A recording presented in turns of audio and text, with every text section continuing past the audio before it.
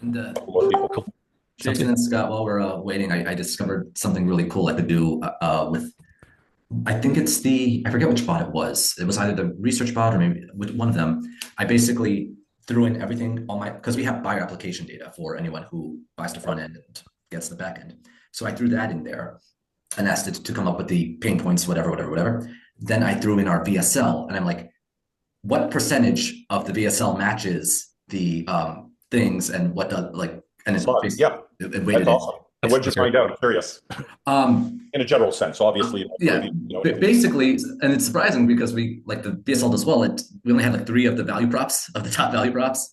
Um, Granted, some of those were because for compliance we couldn't really adjust. But Yep. yeah, so there was just like a lot of stuff that we could address on the landing page, at least, if not the VSL itself. Yep. Though I will say, if you do that method, you got to be careful because the bot will hallucinate like crazy, and you have to be like, no, this is So not what it says. I'll make that first of all. I love that you're using it like that. We do the exact same thing. So we have those standard sort of let's say more common things to look at. But forgive me, I'm not trying to look away. I'm letting people in as they are. But what's cool about that is any kind of data you have, it's really, really good at asking it questions, right? And so we have used interviews, applications, the extraction method that we talked about because all the publicly available data, it's data. But to your hallucination question, what we usually do is there's a standard, and if you ping me in the Facebook group, I'll pull it out. But there's sort of a prompt that I use over and over again, and we're telling it with every prompt to go back and only use the data from Oh, whatever the document is you're using, and that resolves all of that. But yeah, so in the built-in bot, it usually does that, right, automatically. So when you're talking with it, the solution to your problem is like sort of have a templated, copy and paste and add whatever you want to add, and it will always go back to the document. But I love oh, you did it. And I just wanted people coming on, if you don't mind repeating, like what you did was to take all your buyer applications and have it as the data source and have that compared to the transcript for your VSL looking for holes. It's brilliant. It's smart, right? You're not guessing. Now you can use that along with any other data you have and just start plugging that in various test variables in various locations. I love it. Very smart. Thanks for sharing that. absolutely. Thank you. Awesome. Well, welcome everybody. We're here in class 6, so I'll jump in. I'm really excited about this class. We're going to do it a little bit differently, but I think it will be really, really useful. So let me start by sharing my screen to keep mainly me on topic, and we will get started. All right, just a quick overview. What we'll do today is we're going to take a quick look, a recap of what we've been doing. We'll make that really, really fast. We want to put these frameworks into use that you've been doing, and that's what we're going to be doing today. We've done it in pieces along the way, but we're going to put these frameworks in use so everybody can see these being used over and over again, right? Now, I'm not going to go back to the beginning and do research for each one of these offers I'm going to go over, but I think if you pay attention to the way I look at a page, the way we're breaking down a page and the way we approach a page, you can do the same thing, right? And you'll see that framework being used over and over again. We're going to talk about deal structuring. The three of us, Brian, Jason, and I have a discussion that we'll just have an open discussion and share with everybody what we're doing, what we've done, and just all based upon real experience. So I think that should be not only fun, but profitable. I will let you know as a side, I was going to hold it. There's at least 3, maybe 4 directly to me, people in the group that have already started making deals or have deals, which I love. So just on the side there, like you'll hear me probably reference this over and over again. I don't know that they're closed deals. I'm not saying, but conversations I've had. So this really is, and you'll probably hear me saying this over and over again about taking action on what you learn, but we'll give you some more of our experience and how we approach it because I think you'll find, and this is a horrible expression, but a lot of ways to skin a cat, right? There's a lot of different ways to approach it. So like everything, there's not usually a step 1, step 2, right? There's usually, it depends on your situation, but I think we'll give you enough resources and insights that you'll be able to take this and apply this right away. Because I would say there's just nobody on this call that can't actually go out and do this, especially with their existing clients and or to expand their client base. So we're going to talk about that. I don't know if I will have time to do this last item demo of how to use the testing bot because I have so much planned. I'll add to this. I may have said this. We're going to answer questions. So people have been asking questions in the group. I've dropped those all into a document. I'm going to make sure everybody's questions get answered. If for some reason your question isn't answered during that time, let me know, speak out, and I'll try to address it here. And if not, again, post and we'll do the exact same thing in the next session. We really want to make sure that everybody leaves here with all of their questions answered. And the last thing I was saying is I wanted to show a demo. And so if I don't get it to it today, we'll do it in the next class. We'll save some time for it as to how I personally use the testing bot, because I just sent Jason a ping, like, through Slack when I there. It was just, again, I keep saying this, we don't do a lot of client work, but for client, we prepared 4 tests. Now, we did this based upon, again, have a lot of experience, have all the research, have all the backup, but was able to use that bot specifically with that research and got out 4 what we call triple L4 tests, which is a form of smart relational multivariate testing that I'll demo to you guys when you see VisiOpt. But point is, I think maybe it would be useful, and people can comment or not comment, to see sort of a look over the shoulder of that type of a thing. And we can use that, and we can be applying it to offers, because it's more than just plugging in your URL. That gives you a ton of really good information, but the bot understands semantic separation. It understands what we've been talking about here so far. So if you ask it the right questions, sort of in the way, you, Dan, used the research bot and used it a little bit outside the box, but for its main purpose, you can do the same thing with the testing bot. So I'll try to do that. Let me just go through this so we can get to the really good stuff. Forgive me for moving stuff around on my screen a little bit. So I'm not going to go too deeply into this because we've done a recap and I really want to get into the meat of it. But I think before we get started, it's just always helpful to take a couple of steps back to look at what we've been doing so you can recognize them as we go through this stuff today. So what we've learned, right? I want to make a comment. You'll probably hear me say this a few times. It's not theory. It's a step-by-step process that you can follow with every client, with your own offers, and even with your ads, which you'll start to get a little bit of a peek in today. And then in the next class, we'll talk about the ad side of things, which I think, we have some exciting stuff to share, right? These frameworks, and that's what they are based on strategies that work over and over again, right? It's not a checklist that is going to give you follow step 1, follow step 2, follow step 3, and going to give you a really limited view of what you can do.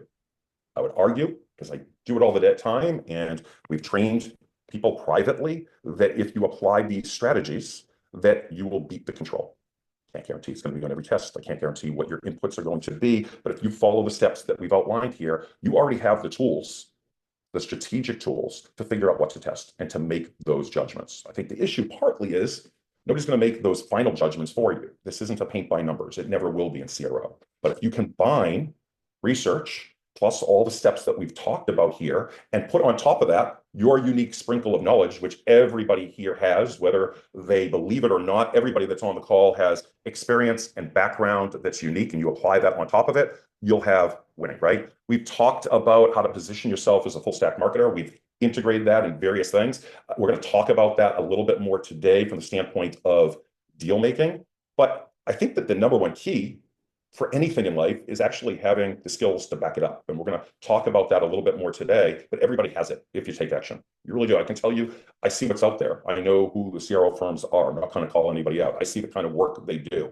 We see the kind of companies that probably a lot of us respect, and they're not really as with it as you would think they are. So you're getting bots and tools that make all this easy. Jason has another one that I'll let you demo if you don't mind, Jason. When we get to that point, very cool. When we're done with deal making, we're going to talk about a proposal, and this is just going to make it really easy. So let him talk about that. But I think if you think about this from a pure client acquisition standpoint, I'm probably taking some stuff I note somewhere along this presentation on. But if you take what we talked about, like the return on investment calculator, right? Because we're dealing business to business.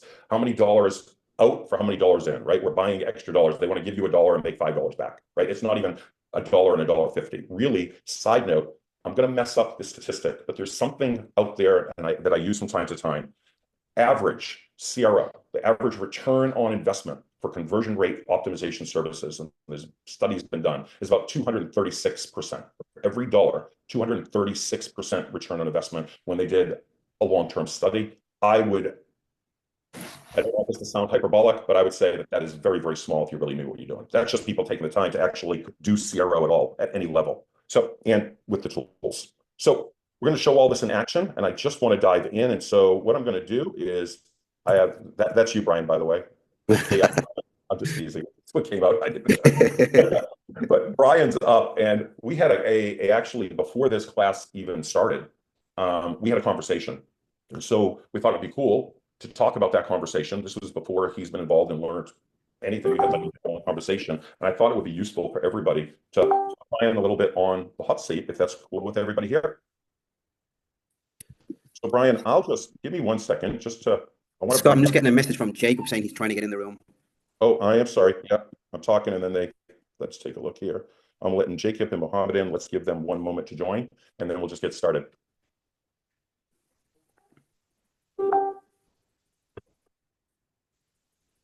Okay, I think we got Jacob Mohammed in there now. Yeah, if anybody sees that, I don't know if you can see it on your end. I wish I could do this and make him in, but I'll try to keep an eye. So let me start by setting the stage here, right? I know, and so give me a moment as I think through this, just so we can start this off. And I'm going to basically interview, not basically, I'm going to interview Brian, but I know that we've been deep in the weeds here with CRO, right? We've been diving in. And for some of you, it may feel like we've been drinking from a fire hose. You may be a little bit overwhelmed or maybe even a little bit intimidated. And that is completely normal, right? But here's the main thing that I want to get across. And I think you're going to learn along with a few other things during this conversation. This is not about just high level theory. It is not about some sort of abstract frameworks. This is what we do, what I do, what my team does and follows every day, right? This isn't a high level concept. And so if we go back, right, when we were talking about, there are two ways to approach it. I think I know what to test. Let's grab it. We're in a committee. We have 3 or 4 people who think they're smart, and some may be very smart, and everybody saw it on somebody else's page. Let's do that. Let's make a bunch of tests. And we talked about that as a cluster test, so I won't repeat that here. But today I want to illustrate, and I think one of the main points that's going to come out of this, along with a few others, forgive me as I let people in, is that I want you to see what happens when you take action. Even, whoops, sorry, people come in late. Even if you take just a little bit of action, imperfect action. And I think that's what we're going to talk about. So like I said, me and Brian had a conversation.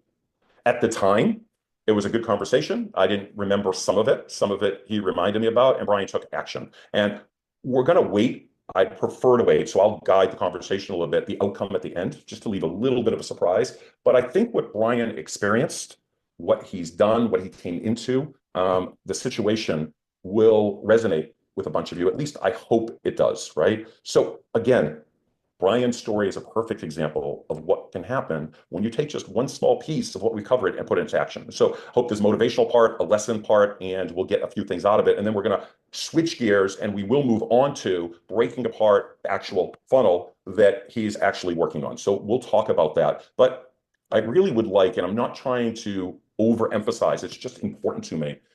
I want you to think for a moment that if a small change can make such movement, right, that you can learn about, imagine what's possible. And so that's what I don't want to overemphasize or make it too dramatic, but let me just jump in. So Ryan, I would love to sort of kick this off, and you and I will have just a normal conversation, but we're going to keep for the client's sake, we're going to keep things private. That's not what this is about. It doesn't matter. It doesn't matter the industry. It doesn't matter what the offer was. There are big picture things here that I think everybody will get out of. So maybe we can start at sort of the beginning, because when we talked, you had expressed to me sort of what you walked into. So maybe you can start with everybody and sharing that, like you were brought into a new company, you walked into it, and maybe you can tell everybody a little bit about that. Yeah, so I walked in as the copywriter. That was my role, and there had been an ads guy, there was a CMO, there was previous ad guys before that as well, and I was asked to write split tests for sales pages and stuff like that. But when it came to the copy on the ad side, the media buyer wasn't letting me test any of my ideas. He was like, "No, I'm writing the copy," and I think I shared some of the opening lines of that copy with you as well, Scott. Yep. I knew that could be improved. I'm looking at it going like this, and the other problem was that the media buyer, he had his ads that was completely incongruent with the sales copy that I was writing. And I'm saying, like, look, if the person writing the ads has to be the one writing the sales page, it's just crazy having 2 different people doing, different jobs. It has to be, the copy has to be done by one person, in my opinion. So like I was expressing these frustrations, wasn't getting anywhere, got blocked by the CMO, blocked by the media buyer. I spoke to the owner. The owner went to the CMO. The CMO saying, "No, I'm trusting the ads guy, not the copywriter." So I was kind of like stuck between a rock and a hard place. It's like, what do I do? So eventually, go ahead. The owner decides to give me a shot. He's like, "You know what? I like your ideas. I want to test these ideas out." And that's when we kind of started chatting, Scott. We had a call, and that's when I suppose I was confident pointing out what was wrong with the funnel. I'm like, "These ads are terrible. They can be improved." And then when I was like, "Hey, Brian, we're going to give you a shot. Let's see what you can do." I got a bit of stage fright then. I'm like, "Oh shit! Like, do I really know what I'm doing?" Like, they've gone through like 2 media buyers. They have a CMO who was a big name in the industry. The CPAs were through the roof. So I'm kind of going like, maybe I'm missing something here. Yep. And when I got onto Scott, I was talking to you with the funnel. I'm going like, am I mad for even trying this? Is it the funnel that's wrong?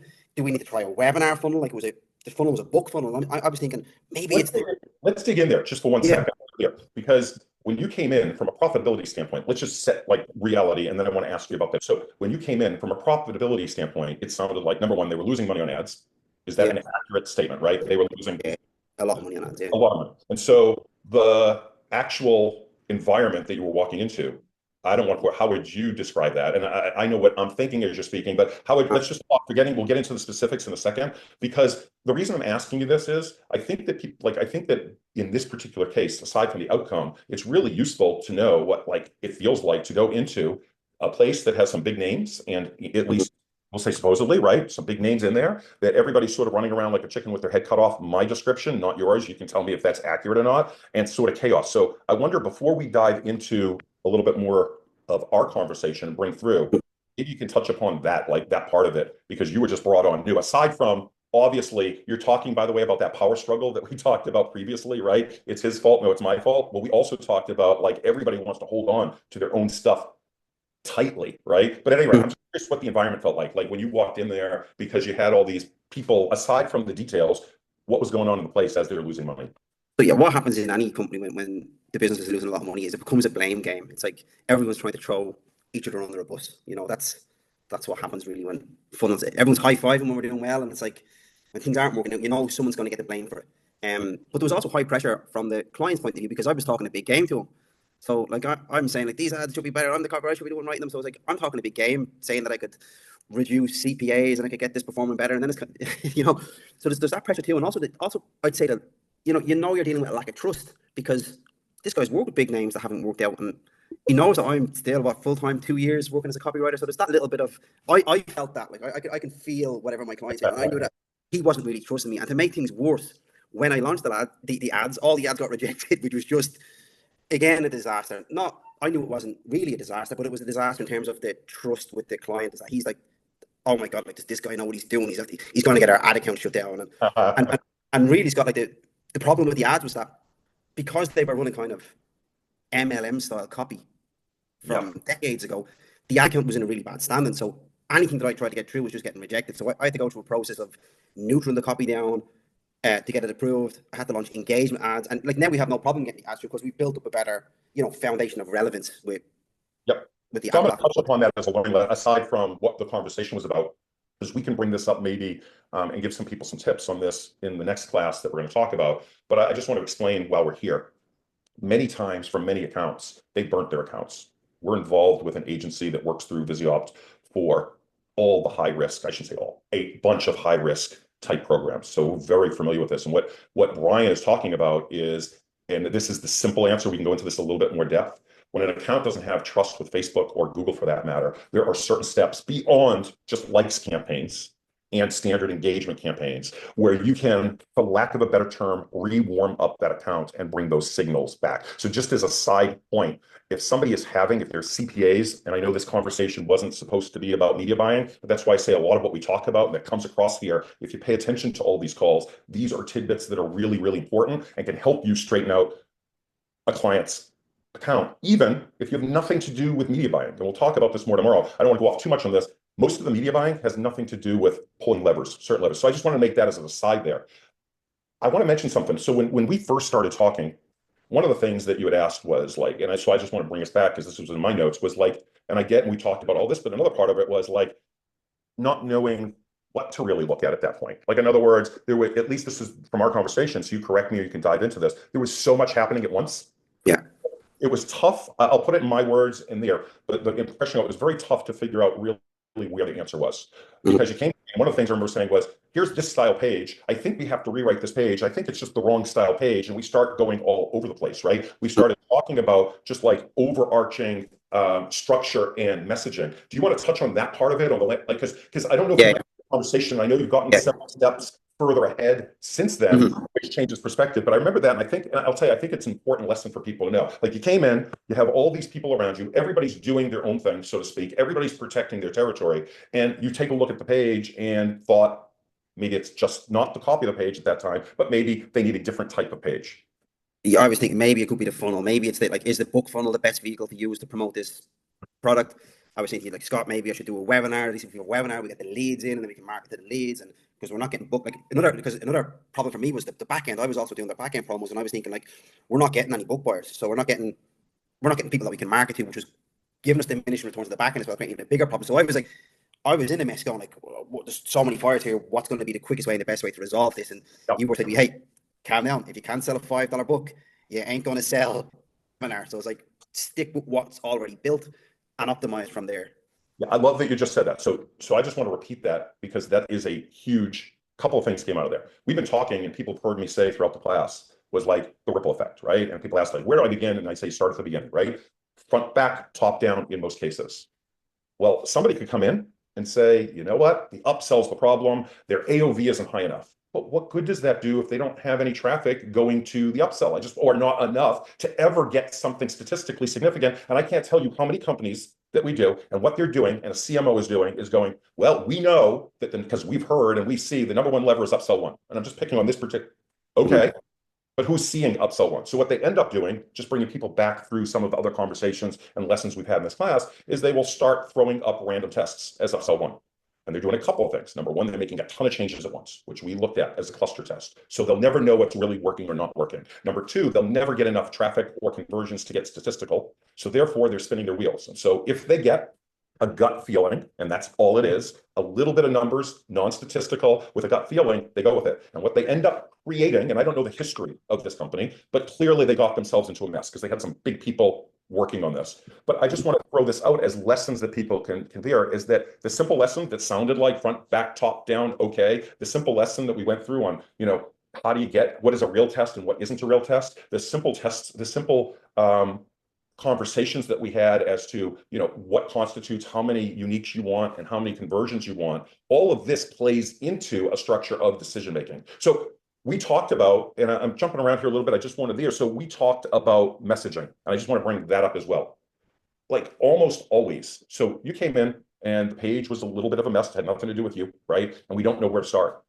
And we could say the ads, and that was a big part of it. But the other part of it is like you just said there, if you can't sell the first step in your funnel, where do you go? Like, why bother with anything else? And almost always, that's messaging, right? It's repositioning. You can call it the offer, but the offer is actually the messaging. And in this case, it was specifically the messaging. So I just want to hit on those couple of points. Would you mind? I don't know if they're, and if you can't, you can't, but you feel comfortable sharing just you don't have to, not a name, but who the CMO of the company and this there, or if no, it's okay. I don't want to put you on the spot. You don't have to. That's like, I will let everybody know that they would know. Yeah. It's a big marketing guru CMO, so it's a huge monster name in the space. Everybody would know. Okay. I didn't want to put you on the spot, and I definitely don't want to overstep anybody's confidences. But the reason I bring that up is not to say they don't know what they're doing.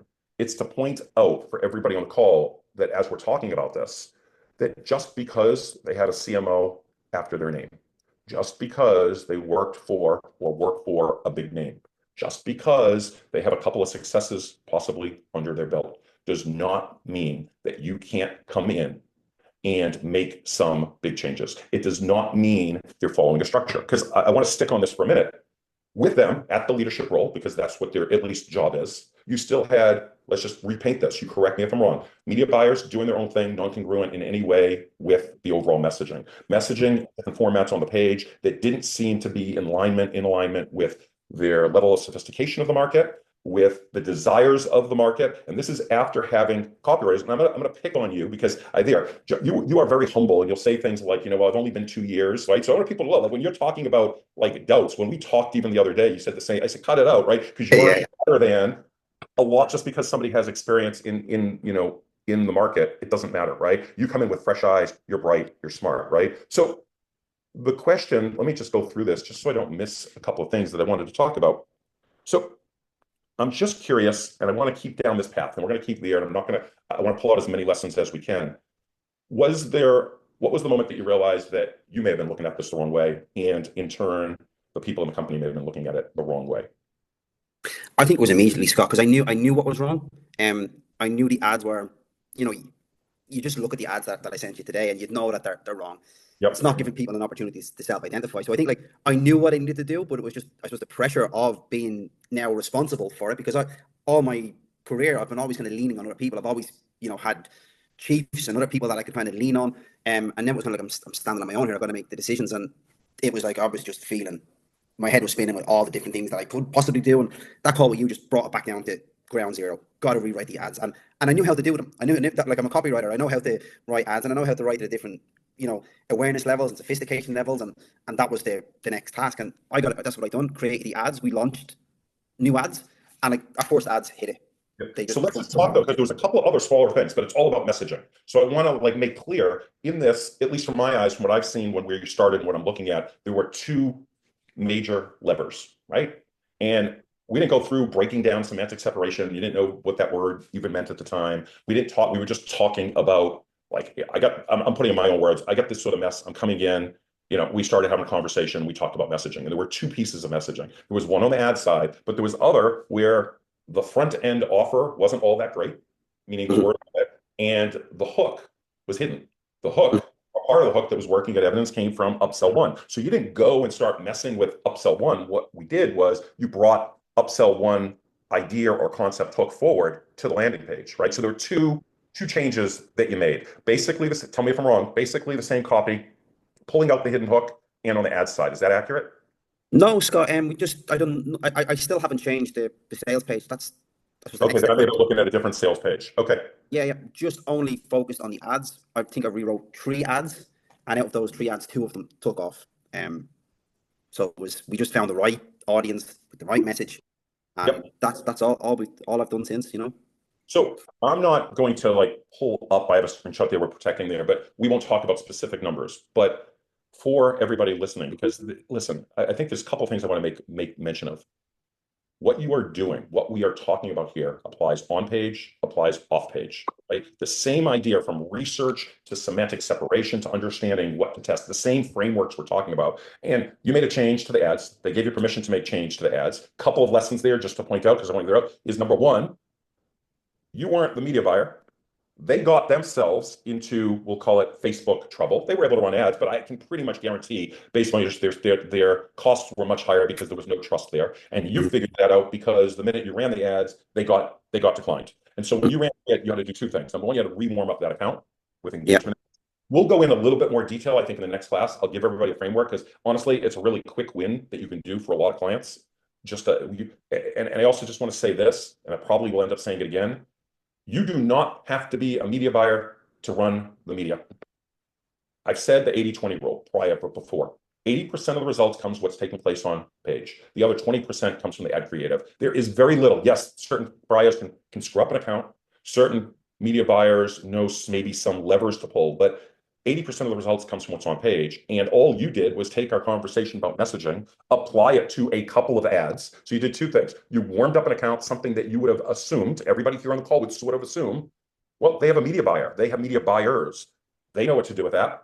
Ryan didn't come in as a trained media buyer. I mean, that was none of that, right? At this point, you just came in and you wanted to write ads. So you fixed that, which they should be thrilled by. And then the other thing you did with your ads. So just a broad stroke, how much of a difference? And you don't have to, we will not give exact numbers or anything, but like in scale for people to have an understanding what we're talking about and the difference.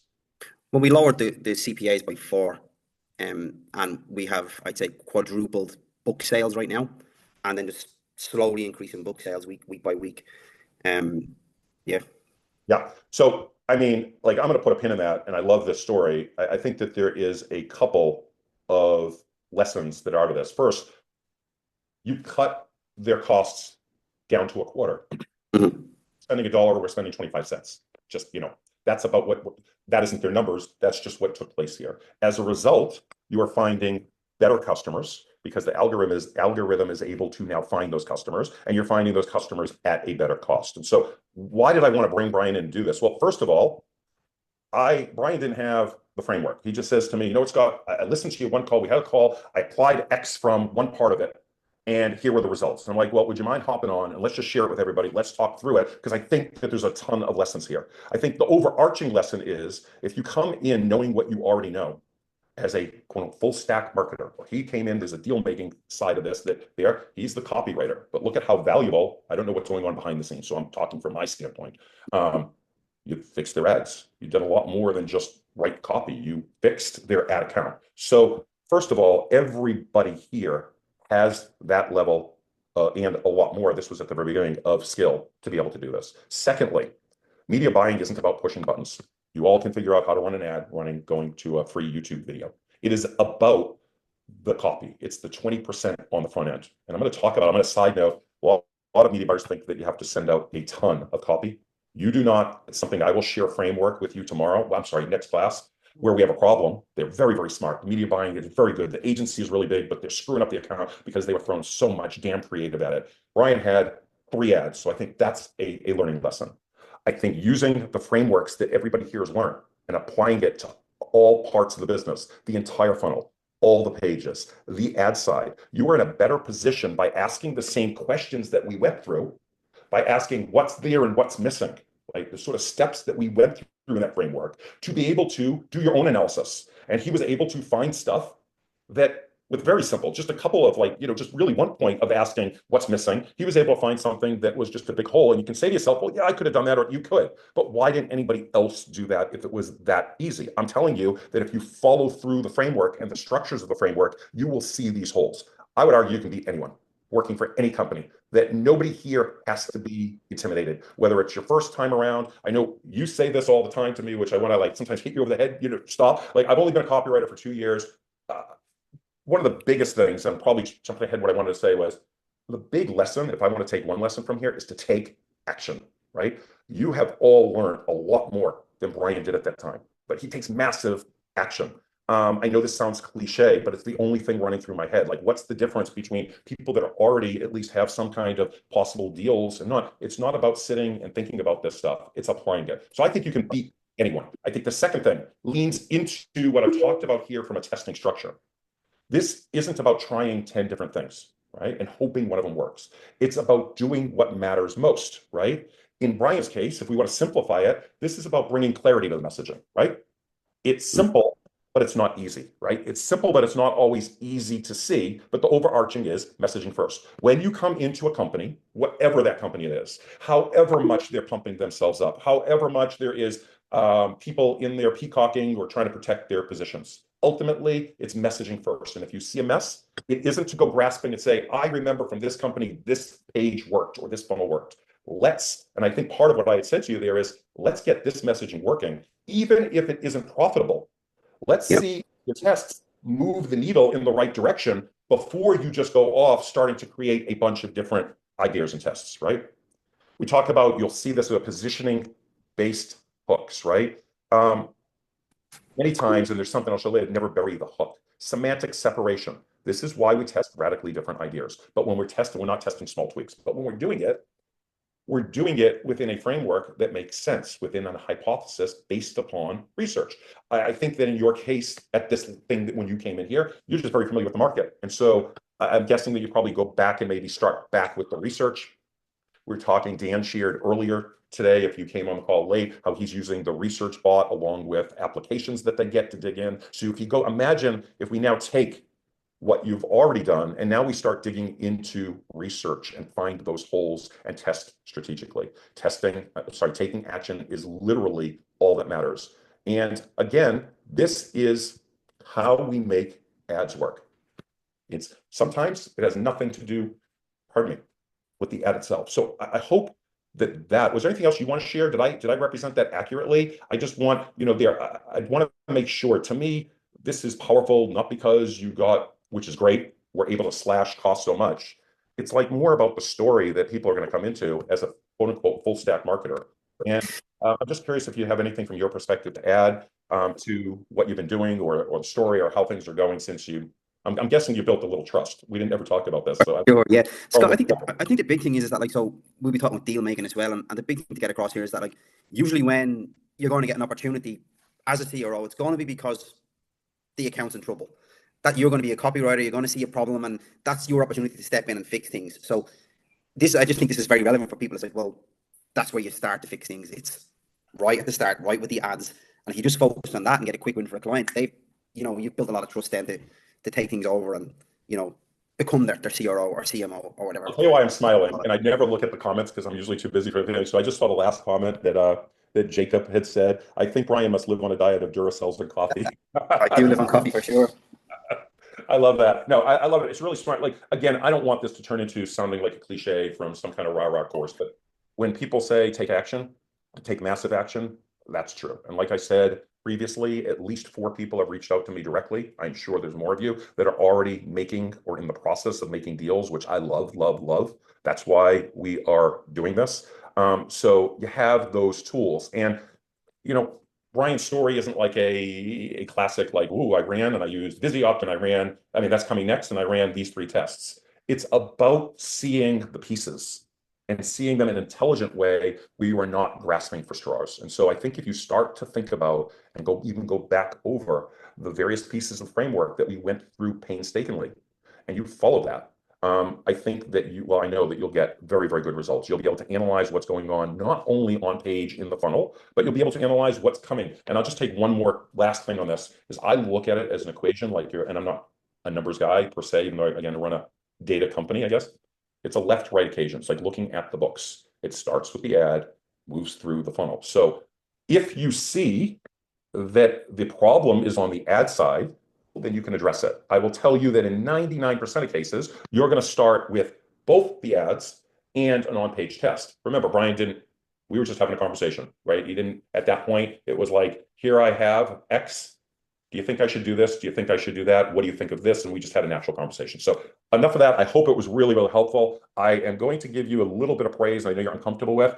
I think that you are going to become one of the best CROs or full stack marketers out there because you're smart, you're humble, and you take action. So I love it. I love it. Yeah, I have Congratulations. something to add about Brian because I've been working with him for a while, and he's grossly underselling what happened in this situation because I know his income climbed multiple times by getting these wins and moving up in that company. So it's a matter of coming in, applying a proven process, which people don't really have. And when you get that result, you're able to leverage that to get a bigger deal. Like right when you get that result, that's what he did. He climbed to that deal, and he's underselling himself. He wrote for Agora. He wrote for my company for like a year, and we had like $1 million webinar together, like with one client. So. He's just underselling himself. But but the thing is, the thing I want to point out is that when you come into one of these companies like Brian did, and I've seen it with multiple companies, there's a lot of cortisol flowing because like they're bleeding money, and there's a lot of cutthroat things going on. But if and this is what that causes people to run around like a chicken with their head cut off, and they're like, I see my competitor over here trying this. I'm just gonna do that. I'm gonna throw away everything I'm doing, and I'm gonna do like invisible webinars or some junk like that. They'll try different random things that they feel might work or that they see people working or competitors assuming they're actually making money when they may not be. But the point is like they're running around like that. They don't really have any kind of process. But here Scott is saying, I have a process for you, and what I've taught you with this process will work for CRO, and it's going to work for media buying as well. Because I can tell you, in companies that I've been in part of, there were 8-figure companies, like one company that did over 30 million a year. You would be surprised who works at those companies. Like they you don't know how they got there. Like how the hell did they even get there? Like I mean, it's crazy because that's what they're doing. They're taking shots in the dark. But Brian came in, he consulted Scott on this, and he said, use my process to kind of have like an organized, structured process for what you're doing. I mean, it's kind of funny when you think about it like that. Like that's that no one really has that literally for CRO and whatnot. Like some kind of like team process that you go through. I mean, anyway, that's all I had to say about that. No, no, and I know I'm jumping ahead because we're going to talk about this afterwards, and I'm going to give credit. This is 100% your term, but what you just described there was what you had referred to. I don't even know if you remember the term because you tend to throw out a lot of terms that are really cool, but you tend to forget about them sometimes. But Trojan horse method, right? Like we're going to talk about, and I think we all will have a lot of input, but while you brought it up, I might as well just like hit it here and we can talk about it later. Everybody is talking about like, how do I compete? What do I do? All these people are on social media and doing, and we'll talk about all that. But I think the biggest and best method to be able to improve your position, what you're doing, how you're doing it, how much money you're going to make, your value in the company, and any other of those metrics that we can talk about is just by being in the company and doing what Brian did and what you just described. You are in one position, show them, not just tell them, show them what's wrong. We talked about the numbers and ask them or give them an opportunity. And I'm paraphrasing, so Brian, you can correct me, but just give me a shot. Let me write a few ads, basically. I mean, I'm simplifying what I'm sure you did behind the scenes, but that was basically it. And that creates that kind of rocket fuel if you Yeah. want to talk about it. I'll say when you go into these companies, it's 90% B players There's no one who's really moving the needle. So if you can come in and you just have a small contract where you're just doing copy or something like that, it can evolve into something much higher because if you move that needle for them, they're gonna be like, this guy is the real deal. And it doesn't matter if you're working with someone who's a huge name like Brian did and took his spot, or however that worked out. I know that I don't think that guy's even there anymore. But if the numbers don't lie, it doesn't matter what someone's reputation is. Like if you come in and you move that needle, you're now like labeled as a sort of like A player type or a rainmaker, and you are rare as hen's teeth in that company. But I think the way you get there is like having a sort of process, like Scott's talking about. Going to add one, and I know we're going to be because but I just think people will eat. I think this is important for people to hear. And so I may be stealing some of our thunder later, but I think it's just important. You said something else there. I think the secret, the big secret, if everyone leans in, is just be good at what you do. Like there's a lot of people pounding their chest.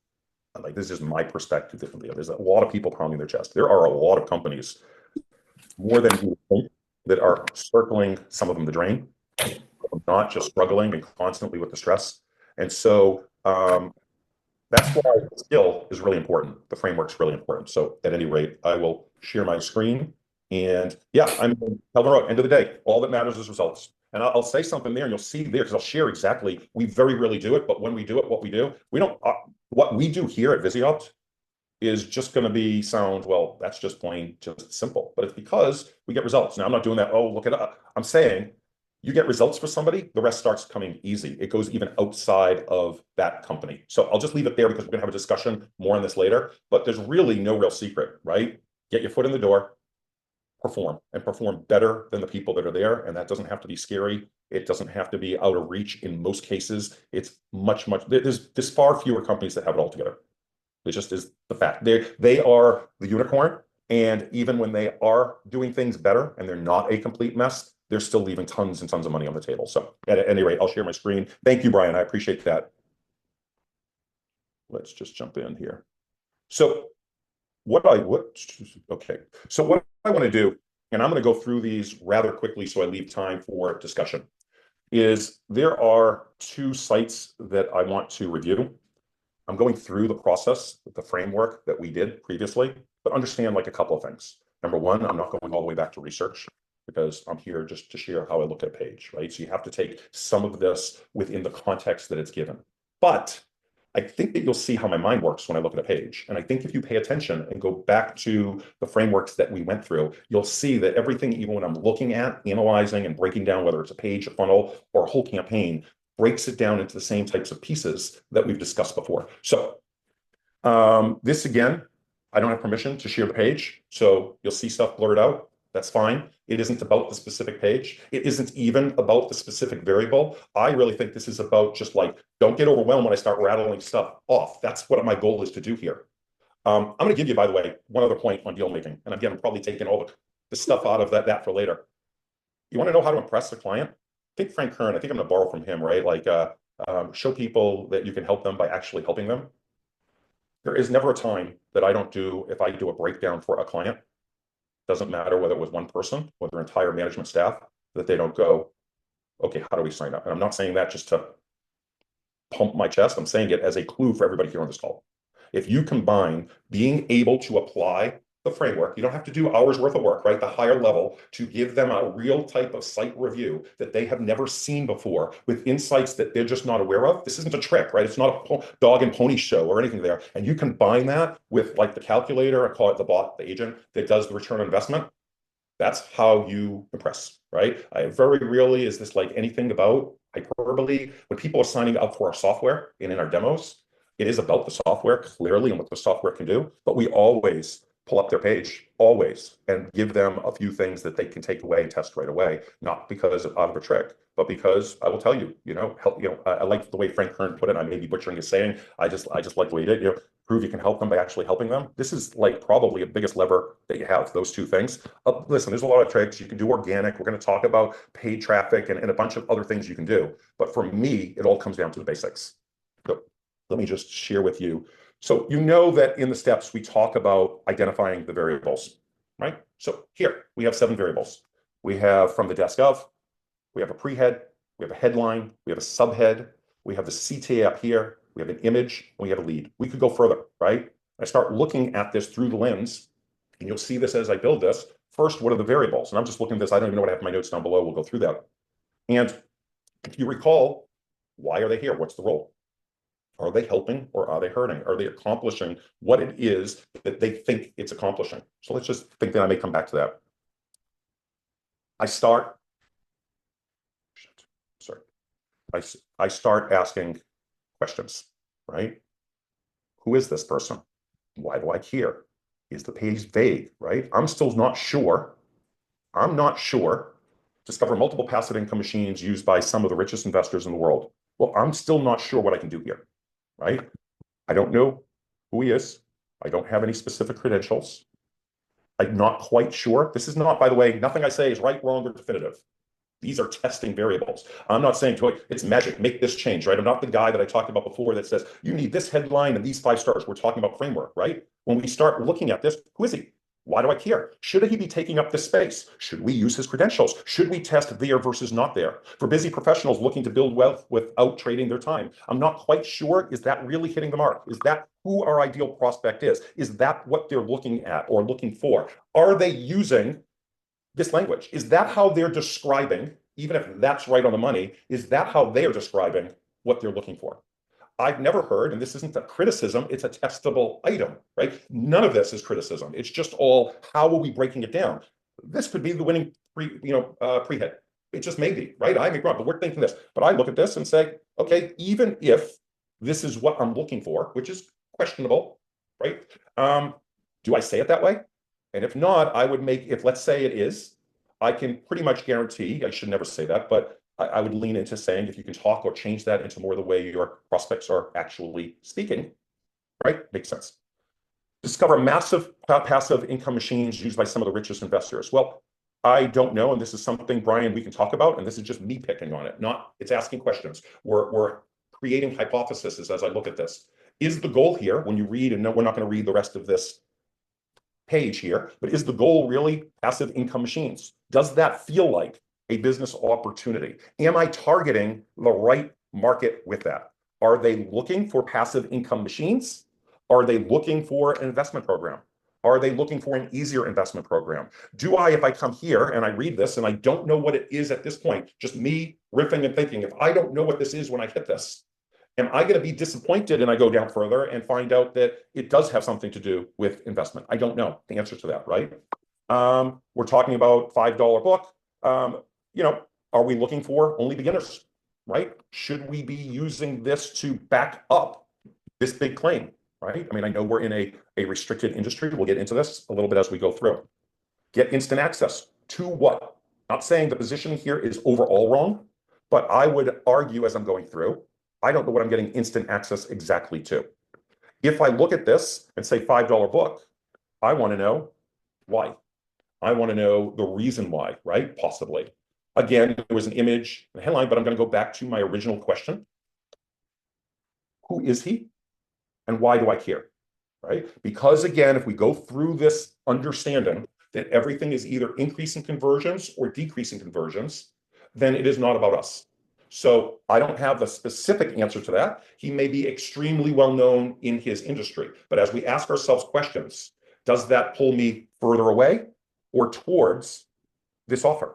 And so sometimes if we go back to previous testing, this is just me again looking here, I told you that some of the biggest semantic separations is there versus not there. I mean, one of the first tests that I potentially run is just taking this away. It's there versus it's not there, right? Sorry, the thing, moved and whatever, but it's there versus it's not there. Why? Well, first of all, you're requiring people to read. Secondly, you have to scroll down further to get to the meat. So there can be many times where you'll see big jumps just by doing something like that. Over here, the same thing. Is it distracting? Should that be him? Should that be some sort of trust symbols? Should there be some sort of proof? And I understand we'll talk about that in restricted markets, but you can still have proof in and around the offer and the value of the company without talking about anything to do with numbers, right? I would love to see social, well, we'll get there. Here, how do we make this better? Get instant access to what, right? Like I said, well, maybe, this is a question, maybe the solution is to make that an active CTA. You're going to get blank, right? We can add to that by a caption under the CTA. Little tip, if people are paying attention, always test the caption under the CTA. It's another area to boost proof, boost an objection. Remember, this is a friction point. The lead, okay, and I'm just going to look at this. Forgive me, I'll pull this over a little bit so I can see across from my tripod. Yeah, tripod. Thanks, I can speak. I'll just tell you, you already know your job isn't making you rich. Even if you're winning the game of active income, you're losing the game of life. Well, my first question before I read further, is that really pulling people into, do people want to hear, this is a question, not a answer, that I'm losing the game of life? How many people are going to be raising their hands and nodding their heads at that point? I think there's a better way in. I would test this as a lead, or even just the first few sentences without leaning in, right? This could be about the problem, right? Most people don't retire with enough money. This could be about, I don't know, right? I don't know where you're in with the market. We're talking passive income. Is it passive income for people looking to retire? Is it passive income for people that just need an extra $5,000 a month, $1,000 a month spending money? We don't really know at this point, and we're halfway down, we're beyond that top of fold. So if we go back to what I've said in frameworks previously, and one of our frameworks, like, why am I here? What can I do here? And why should I do it with you? And if I take an objective look at this, I don't know if it's being answered properly. That's a question, right? It is not an answer. This is all about continual improvement. So let's just jump down. Let me just see here. I'll make sure I didn't miss anything. We talk about the price, just my general notes. This is my first notes. These aren't spent doing a lot of effort. I want you to understand, we are still asking ourselves about the role. All we've touched is the top of fold, right? I'm not beating up or saying this is a bad page at all. The page is working. You just found out it's working and it's scaling. But in order to make a page better or a funnel better, we have to start asking these questions. When I talk about in previous classes, identifying the role, that's the questions I'm asking. What is this role? I'll pick on the thing at the top, right? So let's pick on from the desk of, what's its role? Well, presumably it'd be a credibility booster. That would be the reason why we would put that at the top. So the question we're asking ourselves about that, if that's the role, is it actually doing its job as a role? So my question, not an answer, is it? Does the wide market really know who he is? If not, introduce him on the back end.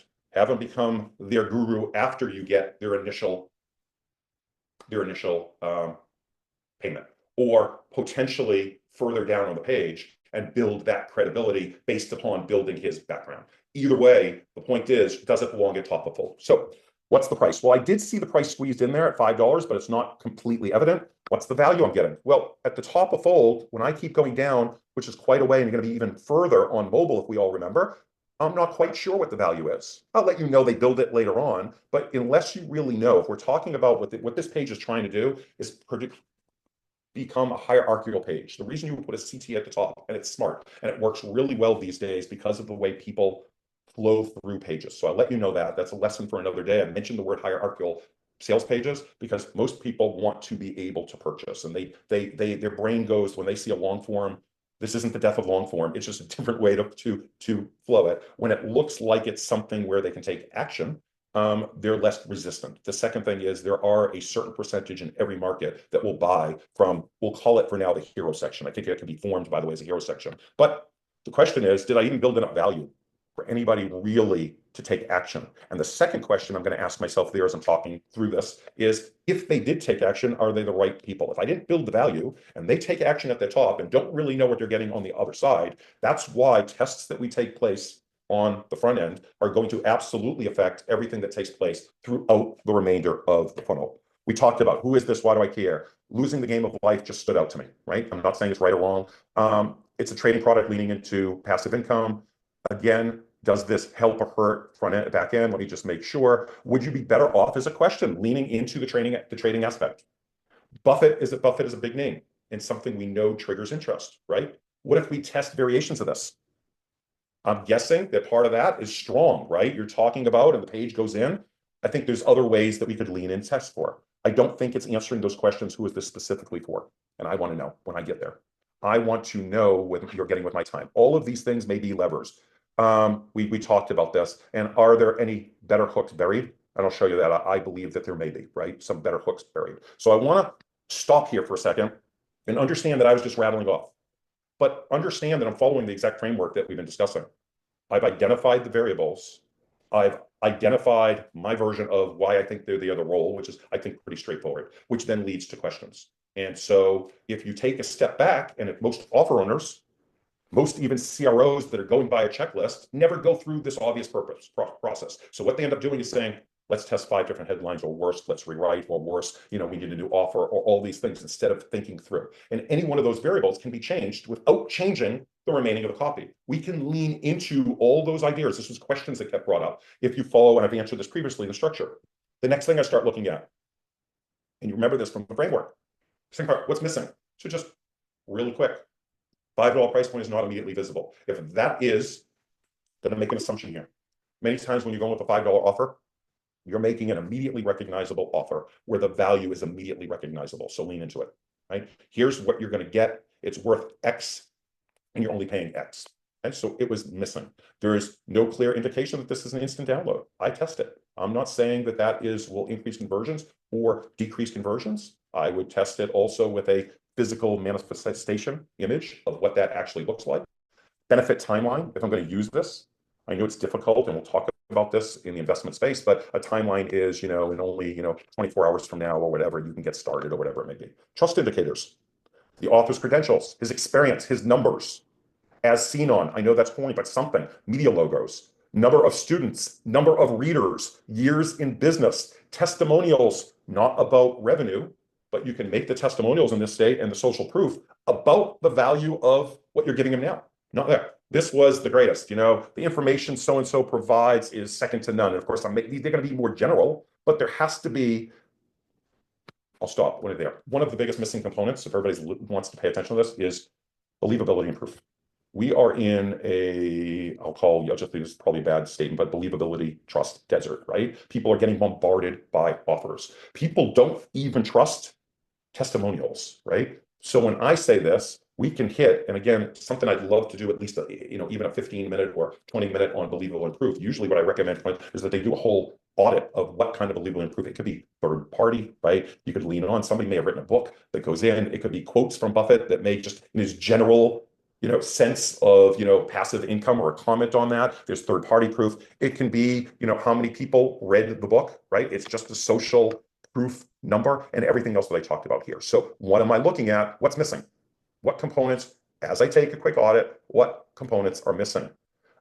Urgency, scarcity. I am not saying, by the way, to put in fake false scarcity, but could be a limited time offer indicator, the number of copies that are available at this price, special price duration, a good one that I know, like, Jason is a genius at doing this. Just there at like these different bonuses and bonus stack takeaways where you can legitimately and ethically change that. The point is, this is a question, right? Are there any room where we can make it clear that they take action? Let's remember, when they're seeing this page, they are probably seeing 5 of your competitors' offers at the same time. So it's not only about, do they buy your $5 book, I would argue. It's about what mindset they're in when they buy it, right? How much do they want it? Anyways, a clear offer structure, right? What exactly are they getting? What is the delivery method? How quick will they be able to get it, right? What is the value versus what is actually the price? Is there a certain mechanism or mechanisms that are going on in there? Is there a risk reversal? Money back, I know it's $5, but we understand it's only $5, but if for any reason, it's not everything we say, blah, blah, blah.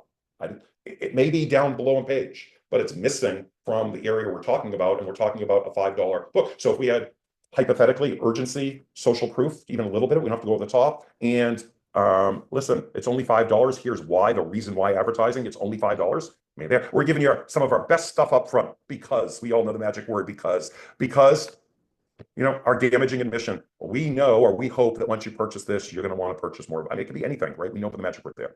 And then we talked about the pre-head. So I just want to go through so you know what I'm doing here. As I'm looking at this, I'm following the framework. I can follow the framework. I prefer that everybody here does it in an organized method, but we've done it so many times before, even in a market where we're not completely tied into, we can start to see where the holes are. I could come into this, I know Brian will be able to be here, without knowing, and we could run probably tests for the next 6 months that are going to continually pump up this conversion here, just from the steps that we went through. And again, keep in mind, I don't have the research, right? I don't have whatever else is going on. So these are not definitive, do this. These are questions to ask as we analyze. I'll continue down. When we start, this is just an example, okay? We could go much deeper, but we're just going to take an example. I want you to see this applied. Is that, keep in mind, by the way, a couple of things. I'm not the compliance expert here, so everything can be, these are just quick examples. It can be altered and changed. And when we put a statistic in here, like 95% win rate, I will let you know that comes from copy down below in the page. Whether that copy down below in the page is compliant or not, we're not here to discuss this today, but I'll just let you know we didn't make that up. So what I want you to pay attention to is that when we look at headlines, and this is only a small sampling, we're breaking them down into categories of potential value propositions and benefits, trading and win rates. How I achieved a 95% win rate with using this strategy, right? Again, I put the note there. I didn't realize I did that. Compliant because his personal documented experience. So, okay, my 95% win rate trading system revealed. Not the best headline, but it's compliant. The strategy that gave me a 95% win. I'll show you the strategy behind my 95% win rate. These are personal stories. If we want to utilize him, we could do this in there's various ways, right? By the way, if you wanted to lean into the passive income, you could use a similar type of strategy. But right now we're leaning into trading win rates, right? The same type of headlines without, even if you only have 15 minutes a day, right? He references the claim of time. I'll show you the strategy behind my 95% win rate, even if you never traded before. Why? You talk about beginners. So there's a number of things. I'm just going to go through this real quick. And Brian, make sure you get access to all of this so that whatever you want to apply there. The Buffett strategy. Ready to learn the 5-day Buffett strategy, right? Without charts, graphs, or hours of screen time. Without watching markets all day long or making risky trades. Without complex technical analysis or gambling on penny stocks. I don't know the market as well as you do, but we're pulling, right? These are ideas. Ready to learn. So I won't go through all this. Let's just see. His below market strategy, right? How to get paid while waiting to buy great companies at your price. How to top investors like Warren, should be Warren Buffett, like Warren, like I know him on a first-hand basis, but okay, like Warren, get paid while waiting to buy stocks at discount prices. Warren's rich people option strategy. Warren's rich people passive income strategy, if that's where you wanted to lean into, right? We're talking about here. Buffett plus passive, okay? I had it. Warren Buffett's passive income machine. How top investors like Warren and Charlie generate hands-free premium income every 5 days, right? So I'm not going to go through each one of those. We can go and we could do, Warren Buffett's passive income machine, and the subhead could back it up. How America's top investors generate hands-free premium income every 5 days while waiting to buy great companies at their price. Again, this is assuming, making an assumption as one example, that we sort of want to lean into either trading or Warren Buffett. I personally, couple of side notes. This is just personal, not that you can't and shouldn't test it. Using words like passive income may, as Facebook is getting with certain compliance that they're there because the FTC I'm not an FTC attorney, nor are we playing one here or pretending, but the FTC, there was a whole thing that came out that they are trying to get passive income listed under the business opportunity rules. So would I want to, if I were potentially advising this company, to find even for that reason alone, whoops, sorry, let somebody in. Would I possibly want to lean into other strategies? For pre-heads, who is this for? Right? I don't know the answer to this. But right now, when we lean there, we don't have anything that pulls us in there. This could be in place of, from the desk of. I want to know when I get there, who is this for and why am I here? For the time freedom seeker, that's just pulled from your thing, right? For the complete beginner, for the security safety focused. Oh, I'm sorry, I'm reading you the categories. So for the time freedom, for anyone who wants to generate income without being chained to a screen all day. Okay, could be wide appeal. For complete, finally, a simple way to create premium income even if you've never placed a trade. Again, maybe there. Finally, a simple way to create premium income passively, even if you've never done it today. I mean, all these, we're talking about, each of these are going to get a different result because each of these is a different category. Somebody looking for time freedom versus the complete beginner versus somebody looking for security or safety, how to generate steady premium or steady passive income without gambling or high risk trading, right? We're not specific there. For the perfect for busy professionals who want to generate income in just 15 minutes per day. Retirement, discover how retirees are generating extra income, without touching their savings. This is only from the pre-head. And I would argue, forgive me for using that word, but I guess, Jerry Spence says everything is arguing, right? Like the world, everything is an argument. Great book, by the way, for everybody if you don't, how to win arguments, but I forget exactly the title, but it's a great book. The point here is, as we're going through, and I'm picking a few variables, 3 variables or 4, is I'm picking out the pre-head, we're picking out the headline, and I don't even know this market well, and you can start by utilizing categories, breaking this down. And let me see if we can keep going here. And I'm just going to give you a peek at this and just let you know how it would be that we would set up this test if I were doing it. There's a lot of tests. I want to answer a question here that's been asked multiple times. Like and it's a good question. So there, like, where do I start? And I know we talk top down, front back, and we go through all this. Well, you have to start somewhere. And I know that's not, well, duh. You have to say, we've identified the variables. We've identified their purpose. We understand what we're trying to accomplish. We see holes in that, right? We don't really, I mean, one of the holes that we came up with today is, do we really know instantly who this is for, right? Why are we here and why should we do it with you? So we may take from that the headline, the pre-head, and the subhead. We'll go into this in a little bit. I'm not going to read each of these, but we have 4 versions of pre-heads, 4 versions of the headline, 4 versions of the subheadline. I will demonstrate Visiopt another time, but you can do what's called a triple L4, which means that we can test. I probably eliminate one of these. Actually, it's too many. But no, 3 variables, 4 versions each. It will create 9 different, what we call page recipes. Don't worry about that here. But this will be the equivalent of 64 different tests, variations. So if you want to get to this information fast, that's how we do it. I'm not trying to pimp out the software. I'm just trying to tell you what we do. Here, we would get the equivalent for a quick test, even for somebody that does not have a ton of traffic, and we would figure out which pre-headline with what headline with what subheadline is performing best. And we would be equivalent. It would take somebody else to figure that out with simple testing, 64 different page recipes or more to be able to figure that out. If you don't have or don't want to use, well, you have to come up with and choose a test. What would I do off the top of my head if I didn't have that tool? I didn't have Visiopt. I would first start with from the desk of, because I like top bottom and I just don't know if that variable is accomplishing anything. That's at least my theory. So I test with and without. I then go and look at the pre-head because I don't know who it's calling out to. So I would take 3 of the pre-heads that I've written, or I think my offer is best describing to, and I would test semantically separate variations. So trying to give everyone, by doing this, hopefully A, some value, but B, see how we break apart a page. And we didn't even get to what sits down below, which can change the game as well, and some hidden benefits that hooks that could be brought up, etc. So I'm going to stop here, but I want to make sure we're able to get through the other one. And I apologize, I'm going a little bit long, but I want to bring value. Was that helpful? Scott, can I, man, I don't feel like you've done enough selling for Visiopt, and I don't want to turn this into a commercial for Visiopt, but I also am very fuzzy on, I've heard these big claims about how you can test all these different variables, even with low traffic. How is that even possible? Well, to keep on track here, I'll give you a quick answer, and then as part of a bonus, we will do a demo. And when I do the demo, I'll make sure that everybody here, that whether you choose or want to use Visiopt or not, you'll get value because you'll be able to see what we do and see some of the stuff that we're talking about come to life. In simple forms, we have what we call the smart relational algorithm. It was out long before newfangled AI. It has its basis in engineering, adapted for marketing over many years. It's been in production for well over 12 years and constantly being improved. But the simple answer is we are able to, when you are doing, there's something, let me back up for 1 second. If we are doing multivariate tests, traditional what people think of, that requires every variation of every variation. Meaning, if you go and when Google offered testing and offered multivariate, in order to do a test like this, they would create 64 pages. Picture the 3 variables times 4. If you put that into calculator, that's going to come out to 64. This may even be more. I may be off on my numbers. Pages.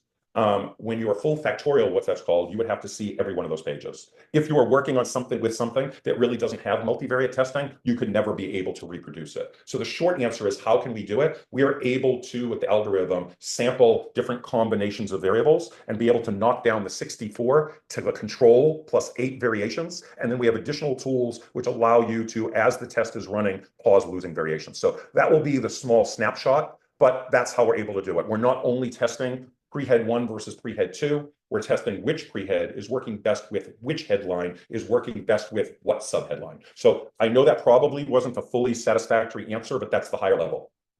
So I am going to look at, and forgive me, I'm jumping right in. I hope that, by the way, I really, really hope it's helpful. I'm going to go through Steve's real quick, and not to shortchange at all. I'm going to do something similar with his offer.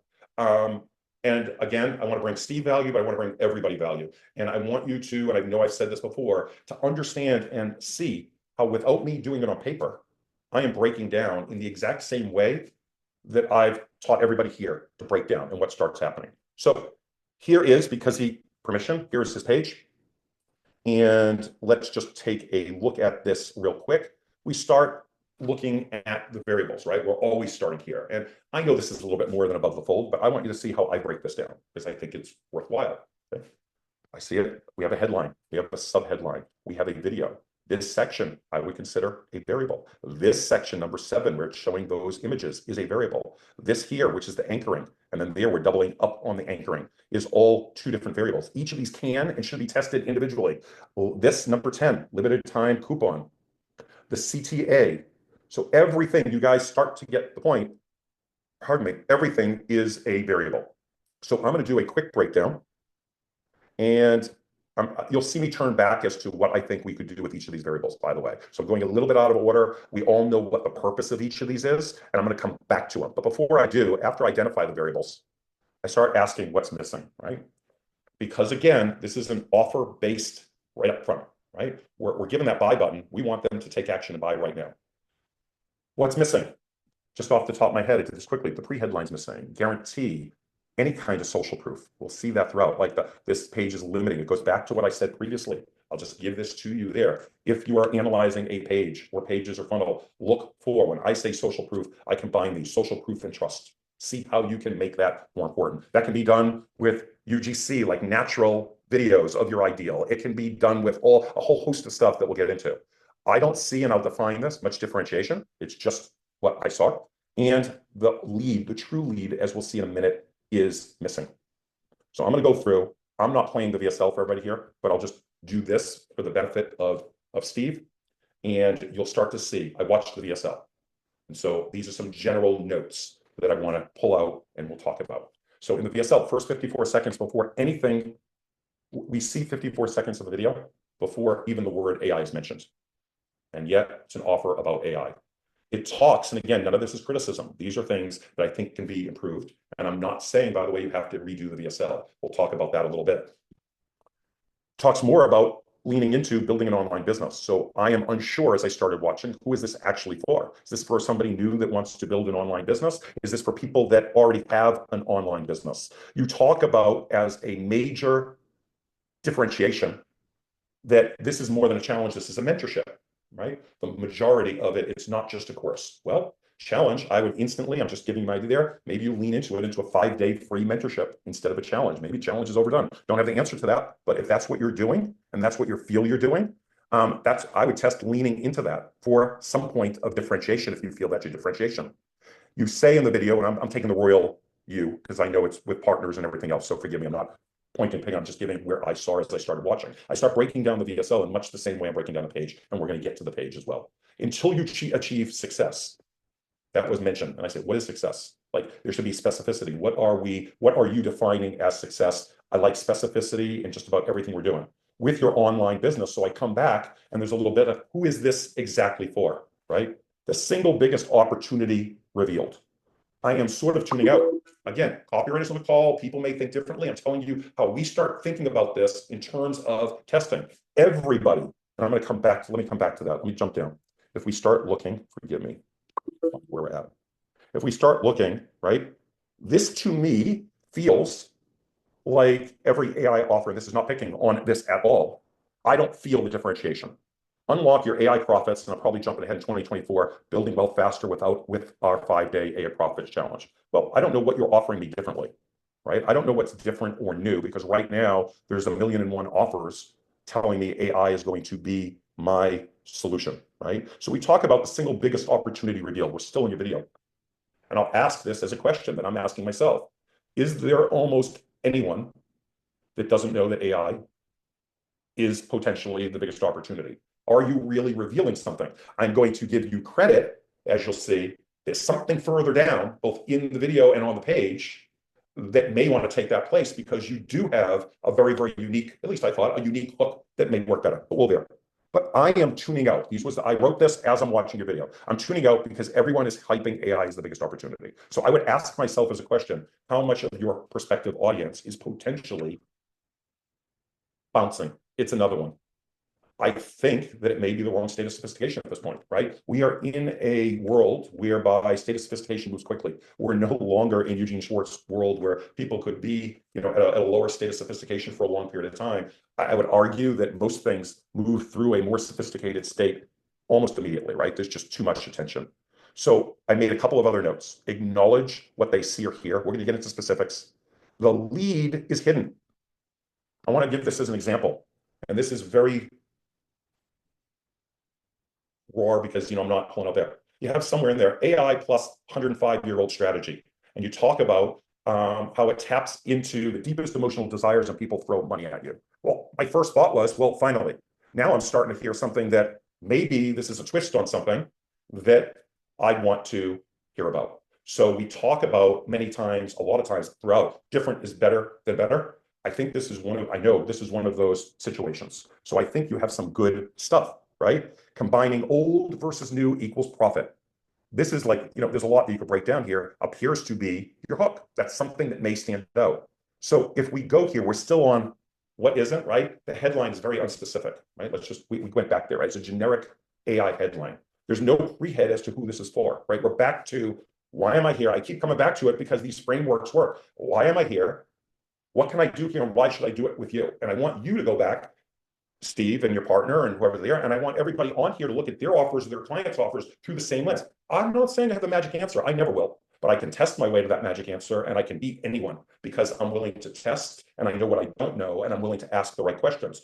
So there's no pre-head. We're talking about what we don't have based upon that video. I am not saying, although it may be down the road to increase or test that video, you have a lot that you can test in and around that, answering a lot of these questions. But there's no pre-head. Who is this for? Let's figure out specifically who this is for. I was a bit confused based upon language, so other people will. If this is for people who are already running a business, then let's create pre-heads about that. If this is people who's going to make their stores rock, I don't know. I just don't have that answer.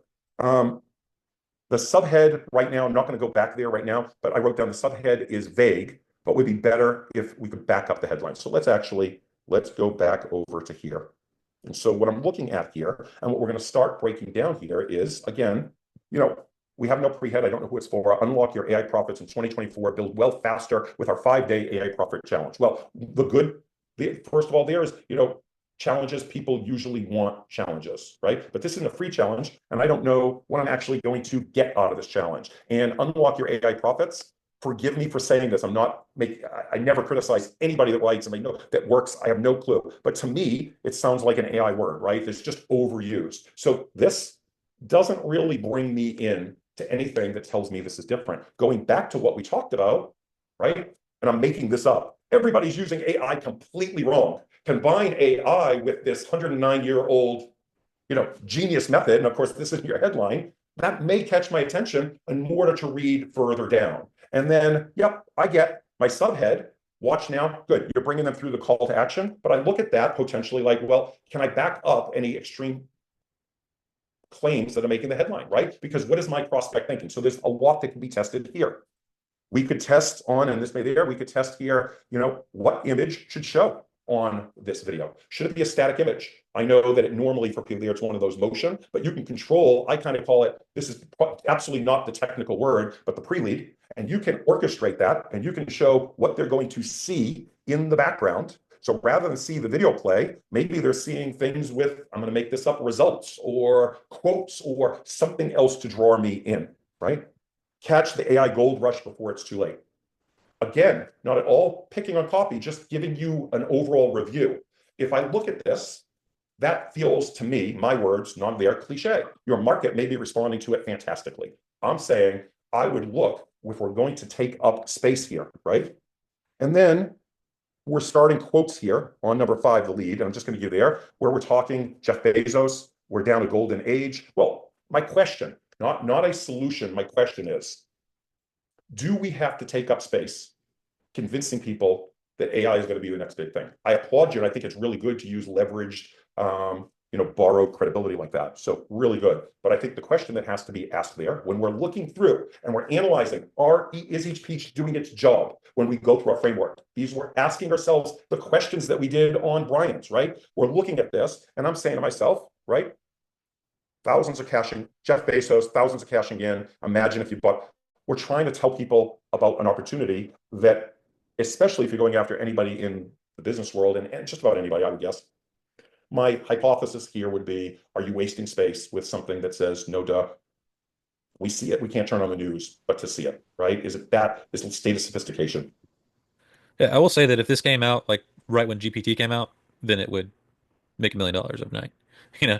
But the thing is just the way I look at things is honestly, this market, especially AI offers, you really have to differentiate. Like, you have to have some kind of unique mechanism. There's no way people are getting beaten to death with this stuff. So the way I look at copy often in general too is just everything I write, how can I make it different? Literally everything I write, like from the headline down to the body copy, down to the, down to the CTA. Like, how can I make this a different kind of like urgency element? How can I make this different kind of deliverables? Like, how can I make, it's really, that's like the North Star that really guides every word of my copy, for example, is how can I make everything different? Like that's, if you have one guiding star, just writing copy, it's like, how am I going to say something that people haven't already seen that's been beaten to death, but still remain within the realm of something they care about?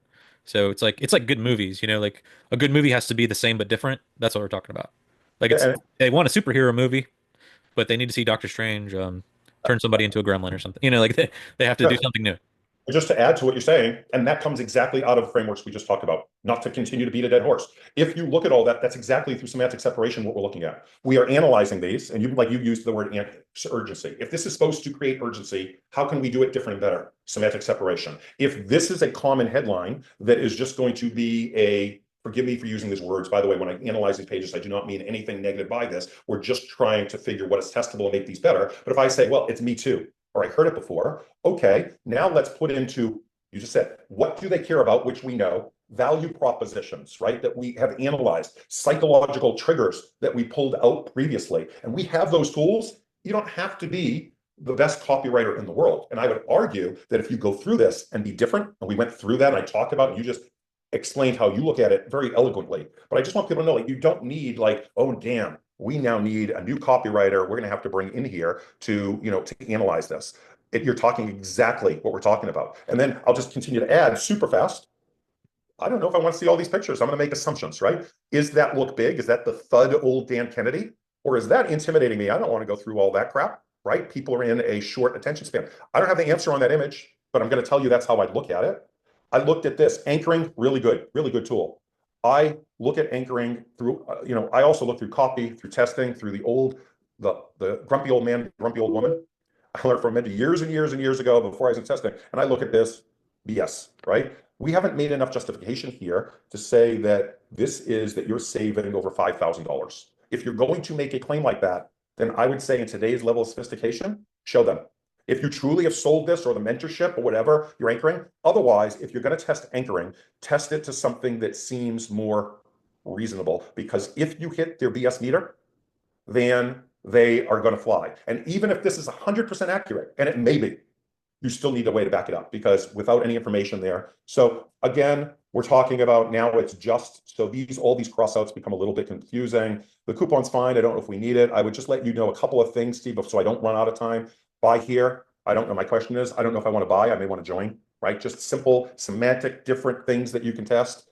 Can I say something real quick? I didn't mean to cut you off, Please. but I'm just No, you please gave do. me you gave me an aha moment just now, and I think I finally connected the dots in terms of the way I think about things and the way you think about things, and it being they need to see differentiation. Semantic separation is the ultimate systematic approach for creating differentiation in every identified variable.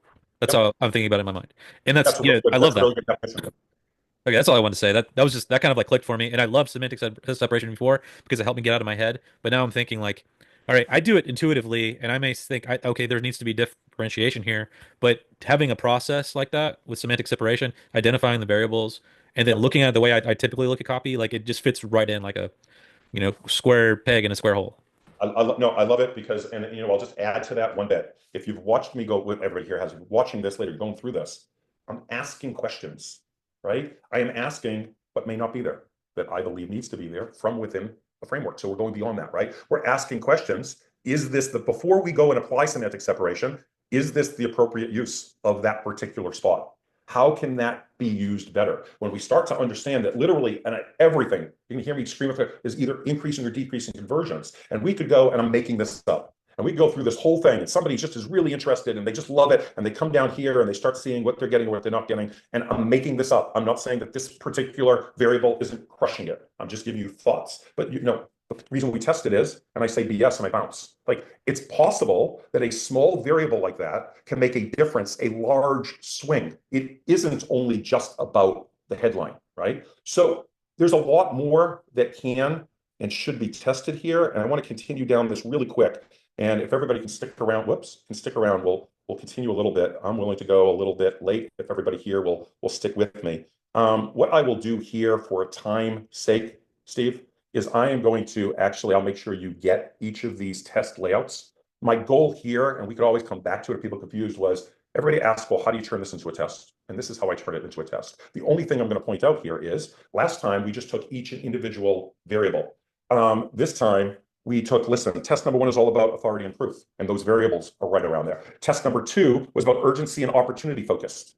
And test number 3 was problem solution. Now, I don't normally separate or segment tests, but I think the overarching bigger discussion or understanding is when we went through our process, we were creating categories. When we did previously, you remember, we created categories like value propositions, benefits, objections. Everything can become a category, and you can categorize, forgive the overuse of the word category, but you can categorize tests in that way as well. So I will get that to you. I'm just going to end on this for this particular test. And I think, Jason, you did it more elegantly because I can't even speak. I won't even read back or listen back to how I just said the word elegantly. But at any rate,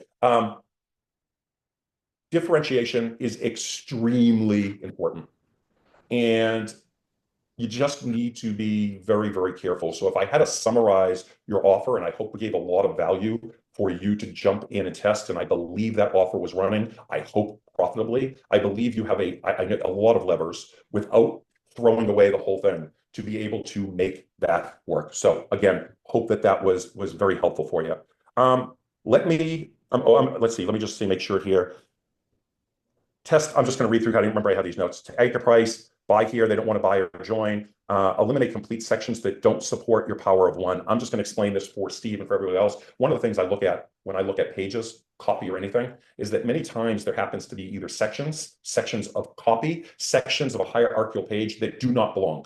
And one of my earliest lessons was the power of one. Everything has to, from my point of view for conversions, has to be talking about one single thing. It is hard to sell people on more than one thing at a time. The brain immediately goes a little bit haywire. And I'm not going to do this right now because I'm running out of time. But if you go through that with some of the notes I have, you'll see that you have some competing thoughts or benefits. And I really think if you get that hook, you may want to take out, right? You talk about, and I'm just there, courses. You talk about businesses or online businesses. Then it's specifically about courses. Plus you have, again, AI as a new opportunity. Plus you have AI plus this old, 109-year-old secret. I think that part of it is you want to, once you get that top of full dialed in, to make sure and test your way through from top to bottom to make sure that it is one slippery slope. And if something is bringing you away from that, then bring it towards that. If your thing is specifically about courses, then I want to know about that above the fold. Maybe you have, AI plus a 109-year-old secret to have pump out courses that convert like crazy, whatever it is, right? I want to know somewhere on the page what takes place each of the 5 days. If you're having this and you're mentoring me, I would rather see some of your sections and you can make them all be and sound sexy. When I say sound sexy, I always leave it a solid product behind, right? What's the guaranteed outcome you mention? I'm going to mention this for your sake only, Steve, is that your checkout, and I don't want to there, is very slow, very old, and does not, and I don't know what you're using for the checkout, so forgive me, this appeared old, I shouldn't say, and does not encompass any kind of trust at all. And I don't want to hear, just take a look at that. I think that alone, and it goes beyond, because again, I want to bring this value to everybody. Trust symbols, the layout, confirming what they're getting, testimonials, guarantee, contact info, form maybe embedded on the actual sales page in this, just the basics when it came to checkout. So hopefully, again, I'm trying to pour out value. You have a lot that you could test there. If I were going to do one thing without testing, and I never do this and never say this, I would get a better checkout form. I'm going to say this, forgive me, I wouldn't even test it. I would just get anybody's standard checkout form because I don't like to say these things. I can pretty much guarantee that just from seeing thousands of tests, that's hurting your conversions. So I'm going to stop there. I have 2 additional things, guys, and I can bring either one of these over to the next class and we can start off there. So nobody's going to lose anything. It's just a matter of giving value. Number 1, there were questions that were asked, And so I have those, and I could run through those and probably in about 15 minutes or so answer it. Or you and I, the three of us, can start talking about on deal making. And I have some notes, and I'm sure you guys, but I'm going to leave it up to you two because I'm fine with what we do, and nobody's going to lose when we talk here. So let me know where would you guys like to do? I'm fine with going on, but I don't know people's schedules or your schedules. We got people saying deal making. Okay, so okay. If you guys are good with that, I am. So what I'm going to do, this is going to be a roundtable between the three of us. So I didn't prepare a little bit. I just made myself some notes, and then cut me off whenever you want. And I want you guys to share exactly what you're doing. But so I just wrote some random thoughts down that I want to talk about. Can I say something real quick? Please, I know we've talked about this, me and Ryan, through Slack and whatnot, saying that, before we talk about deal making and give the proposal bot, which I have, which will give you, it'll spit out like 3 different proposal structures for CRO. Like, we could have given you this before, but we want to make sure you're prepared to offer CRO. So, with that being said, I know we're about to talk about this. I'm about to show you the proposal bot that spits out those that everybody's going to get, that coincides with the calculator bot. But I want to challenge you, Scott, for 10 minutes. I know it's going to piss people off, and I apologize. But along the vein I'm talking about, I want people to be as prepared as possible before they send a proposal. So what I want to do is, if I can share my screen, I'm going to challenge you, Scott, for 10 minutes, exactly 10 minutes with a timer. Okay. To sum things up. Okay. Okay. And then after that, I feel like everybody's ready. I'm a little bit nervous, but okay, let's right. go for it. I swear to God, I have no idea what he was going to do. But I know. But I really feel like go there's for something it. I want to do. Okay. I need to be able to share the screen here. Remember, Jack's a bitch, but no, I'm just teasing you. I can't, for some reason. Let me hit allow. I'm sorry. It's okay. Okay. So after this, I promise we'll go into deal making. You'll get the proposal writer. Okay. So here's a 5-minute timer. Let me make sure I can see, because I don't see your screen yet. Can everybody see my timer? Let me I apologize, guys. Well, I'll trust you with the timer. Do I need to see anything but a timer? You guys, yeah, can everybody see my screen? Okay, cool. So what I've done is I've pulled up a random timer, and we'll do a countdown. I got it. Okay. So this is what I want to do. For 5 minutes, I want to ask you one question that you have to sum up in 5. You have to sum up the answer in 5 minutes, and then I want to ask you one other question that you have to do in another 5 minutes. So total of 10 minutes. I'm pretty long-winded, but I'll go for it. But I think this will be good. So your firm, this is a scenario. You just got a prospect, and you're trying to sell them into your services. You have to explain how you're going to do that in 5 minutes. What is that exact process your firm goes through? You want me to? So, okay, my process may be different from other people's. Ready? I got to hit start. Ready? Yeah, oh, sure. Go ahead. So I'm going to start this off by saying that my process, maybe because of what we do in our position in the marketplace, may be different, but I'm going to make this really, really easy. The very first thing we do is ask leading questions. I don't want that to sound wrong. I mean, intelligent questions about their offer, what they are doing currently, how much conversion optimization they think that they've been doing, what type of, when they say I've tested, which a lot of people will say tested, fantastic. What tools have you been using? Fantastic. Can you give me a few examples of what were your last 4, 5, or 6 tests? The reason I do that is because that will tell me a lot about what they are really doing and what they're not doing, right? Most are either doing very, very, very little tests. Most, if they are testing the wrong thing. And that becomes evident. It's not me setting anybody up. It's just me. I want to know who I'm dealing with and what they're doing. Also answered the first part is all questions. How much traffic are you running? Where are you running the traffic to? We will take a look at that page live with them. Now, I will give everybody a little hint. I'm telling you what we do. I can do what I just did with you, and so can my team live. So I can break down a page using all the frameworks of semantic separation, not perfectly, but I will do that live. And that is exactly what we will do. You can do it pre-prep using the tools that we get. Once we have that, we have just asked questions and given value. And I will let you know that very rarely at that point, and this is not hyperbole or exaggeration, most of the time for us specifically, at some point along there, they're nodding their head, they're agreeing, oh, that's what I thought, but nobody was doing it for me, and a host of other terminology and words like that. We don't try to set them up. We don't try to close. And at some point during their, well, what's this going to cost? And so at some point, most of the time, we slow them down a little bit. Let's make sure this is appropriate and a fit for you. But that is our process. Our process is almost when I say that, it's finding out specifically more about the person I'm across the table with, I'm across the Zoom with, finding out what their level of experience or their team is doing or has done, and offering value. And that is 90% of the game. Awesome. Yeah, that was great. Because I know we've been talking about all this, but I just wondered if you had to look at a bird's eye view of that process, what it would look like. Like just Yeah. Well, I mean, step was by that, step. by the way, was that helpful? Was that good?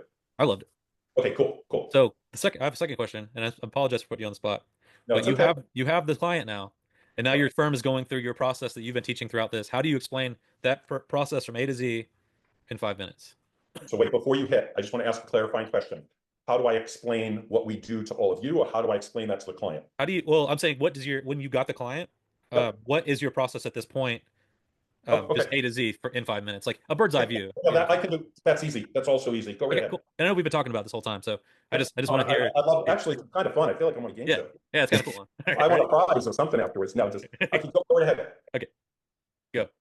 So the very first thing we do, and we let the client know, this is assuming we are doing all the work, right, for them, because we have different offers. So when we go that, the very first step we're doing is getting all the assets and onboarding from the client. What do I mean by that? I want to know their complete funnel or funnels that we are optimizing for. I want every URL. I want to know where they're sending traffic from to. I want access to all the ad accounts. These are all pretty easy. It can be put in a simple onboarding. If people need, I can make one generic and I can supply to this group. But basically, we make this very easy and we get complete onboarding. The second thing we do is we read through 100% of their assets and watch all their VSLs. Most of the time, we'll just have them transcribed using Descript and read through if they're doing there. I want to understand what they're doing and what it looks like. And this does not take a long time. We let the clients know that we are going to go deep dive research. Now, in the old days, it'd be 2 weeks. Because what I told everybody here before with the research docs and the whole bit that we take up 2 to 3 weeks worth of work, that was all real. We can do this, our combination of offline and online. So usually about a week, but I want to know more about that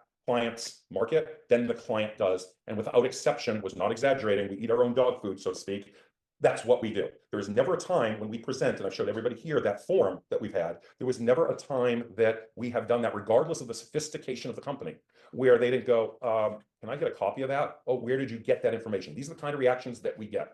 Once we do that, usually the client is hyped up and super excited. We don't do that artificially. This comes to understanding your market and just following the steps. We're not acting like salespeople. I want to do the opposite of that. So we do that, and then we put together the first test in much the same way. We're applying everything that we've learned with semantic separation in a top-down, front-back format. Most of the time, I'd say 80 to 90% of the time, the first test for us is a top-of-full test because we use Visiop. That is our technology, and I really highly recommend everybody does. But again, you can do what you want. You can take it from this class, but we will apply usually, depending on the amount of traffic, usually what we call a double L4 or triple L4 test, and we'll get that going. And that is from beginning to end how we do with a client. I'm going to add one bit. Throughout this process, we usually have 2 to 3 minimum other tests already planned. We're not set in stone by that. We may alter that based upon the data. We don't present tests in advance, all these 2, 3 tests to the client. We present one in a very, very simple structure, usually in a laid out Google Slides show that we get them to sign off for, and then we click on pause. Awesome. Can you explain top down, front back, and just in the remaining? Yeah, top down, as easy as possible. Absolutely, was from a previous class, but top down, front back. From top down, we're going to take front back, the very first page in the funnel. We talked about the ripple effect. The reason, we'll go back to Ryan's example with upsells. You're much better starting off where the traffic is first landing, because we know that how you convert and what you test over here is going to affect every other page in the funnel. So we're taking, in most cases, the very first page, and we're looking at it from the top down with impact. We will eventually test everything. We will occasionally, like I went to in a previous lesson, we will occasionally pull something from down below because there's just gold or something completely obvious when we ask those questions. But top down, front back is, again, front back, first page of the funnel, top down from the very top of the page, working our way down, understanding that every single variable on that page, just like we pointed out during today's examples in class, is going to either increase or decrease conversions.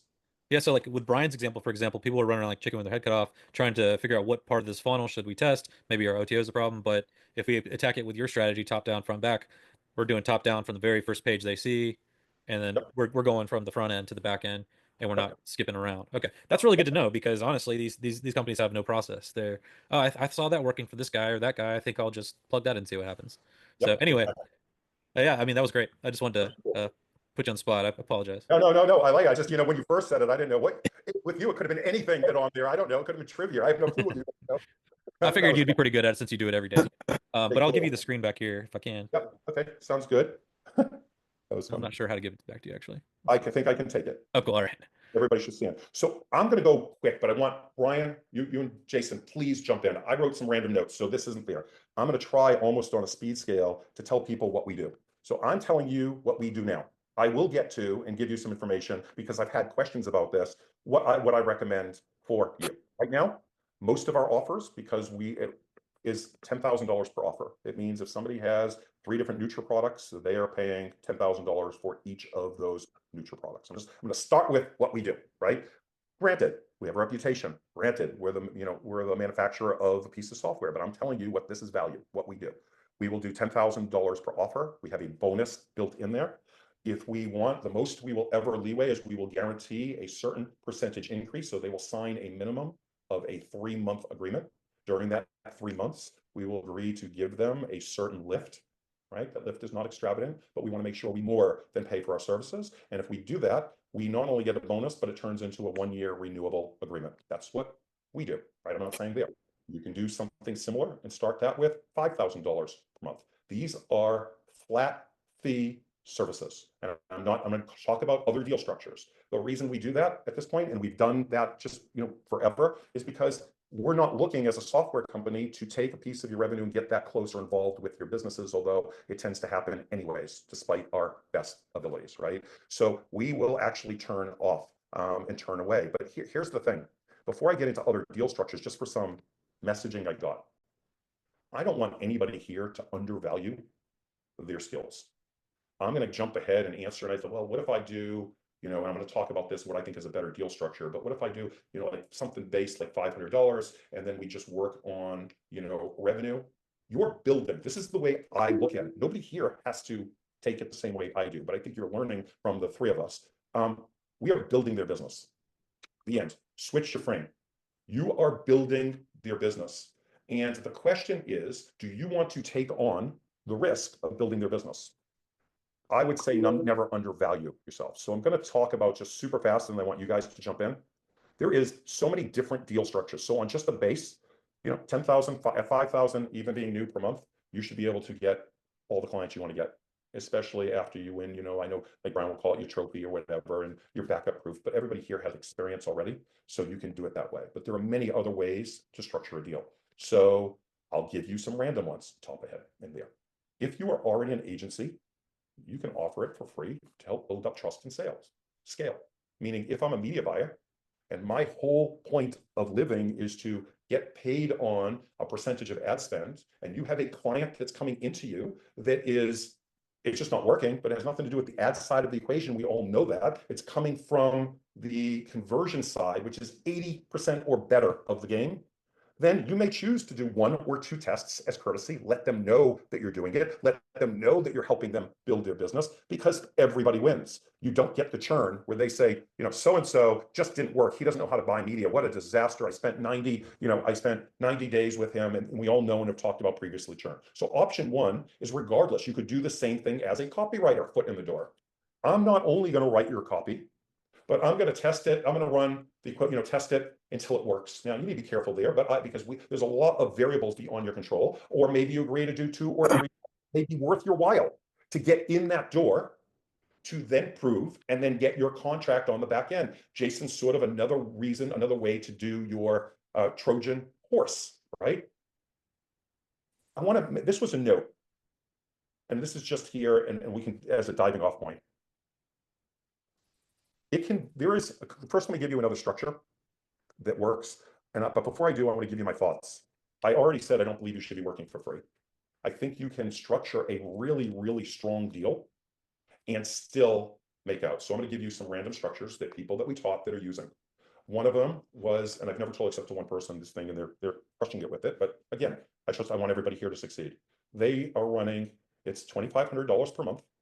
They will guarantee, again, for 3 months. And they get a percentage of any lift. So they'll just run it. If the lift takes place on test number 1, it takes place. And they take a structured out, right? Figuring out based upon their dollars, what they're going to earn over the next 3 or 6 months, a percentage of that. And they get it. The advantage of that, it's a risk reversal play, right? The concept is we normally charge $5,000 a month, no guarantees. We normally charge $10,000 a month. We're only going to get paid if we succeed. And all we're doing is giving you a base well below our discount, right? This is common just to cover expenses. So, the positioning is you cover expenses and let us show you what we can do, and you can get a piece. There's a lot of different ways to structure that. I don't believe, unless you're fit into one of the two categories that I mentioned above, you are already working for a client and you want to add not so much a guarantee, but a value add to what you're doing because it benefits you. For example, in the case of a copywriter, you can lock yourself in. In the case of a media buyer, you now have the ability to either charge a SKU, and we have media agencies that add 5K to 7,500, 7,500 to their bill as a SKU. Look, we got here, we'll continue to build your business, and their media buy, it's an added. So if you're charging and you're getting on average a percentage, they will, I'm letting you know, these are not theories. This is what is really going on. But I want you to be careful not to get, this is the wrong word, so forgive me for it, desperate. I want you to be careful not to give it away for free, and not give it away for free just for a back-end percentage of the profits unless you already have skin in the game and are going to do this on a very, very limited basis. I'll tell you why. There are a lot of variables that are going to be beyond your control. You can get an increase and they can screw it up just with their ad buying. I mean, if you don't have any control and you're trying to do this on a month-to-month basis, you're always singing for your next meal. That's number one. Number two, and I'll probably run out of lists and mislabel them or whatever, but popping in the head, the other problem with that is that if you get somebody a 20% increase in sales, and let's hope and assume they don't mess that up, then you've just gotten them a 20% raise, not just the one time, but every month. If I've gotten somebody a 20, let's just say keep it small, 20% increase, let's even keep it smaller and say it took you over 4 tests and you got them 20% in actual sales. Well, every month following, you've gotten them a 20% raise. You've gotten them a 20, let's take dumbed down simple numbers. If you have somebody doing $100,000 a month, you've just earned them $20,000 more in revenue. You earned them $240,000 a year. Why would you put yourself in a position where you're making $1,000 or $2,000 or whatever it may be and have to sing for your meal, so to speak, for the next month? What I would rather see you do is use a small but not measure to get in the door, value your services much higher because that is what they are worth, but give them an out. If people know that you normally will only take, and this is true, a 12-month contract, but you tell them what, we'll do a 3-month test. You'll be paying X for 3 months. I'll let you know when we do that, they're paying the full 10K for 3 months, what they're getting out of that. But let's just say you're starting, right? And you just want, and you're a little bit nervous about making this deal. You have to understand you are pulling that lever that's changing their business. So I am not saying this is the only way to structure a deal. And Jason, I want you to fill in your parts. And if something I said wasn't clear, but these are just some random thoughts. And I've had people say to me, and I'm not calling anybody out, even though they can get on the call or whatever, but there's nothing wrong or picking on, but I just want to make clear, because one of the specific questions I got, what if we just work on performance? Oh, and there's one other thing I want to say that's really important. In any agreement you're doing, use your numbers. I'm going to repeat that, use your numbers. It's an advantage of using Visiop, and you have the more accurate numbers. If you start working and trying to bet this on some media buyer that is using Facebook as the results, or some other platform that isn't, you don't know what you're getting, and you're going to get in a fight for your performance. Here's what we do know, and clients have to be reminded about this before you sign an agreement and in your agreement. I always define what a real test is.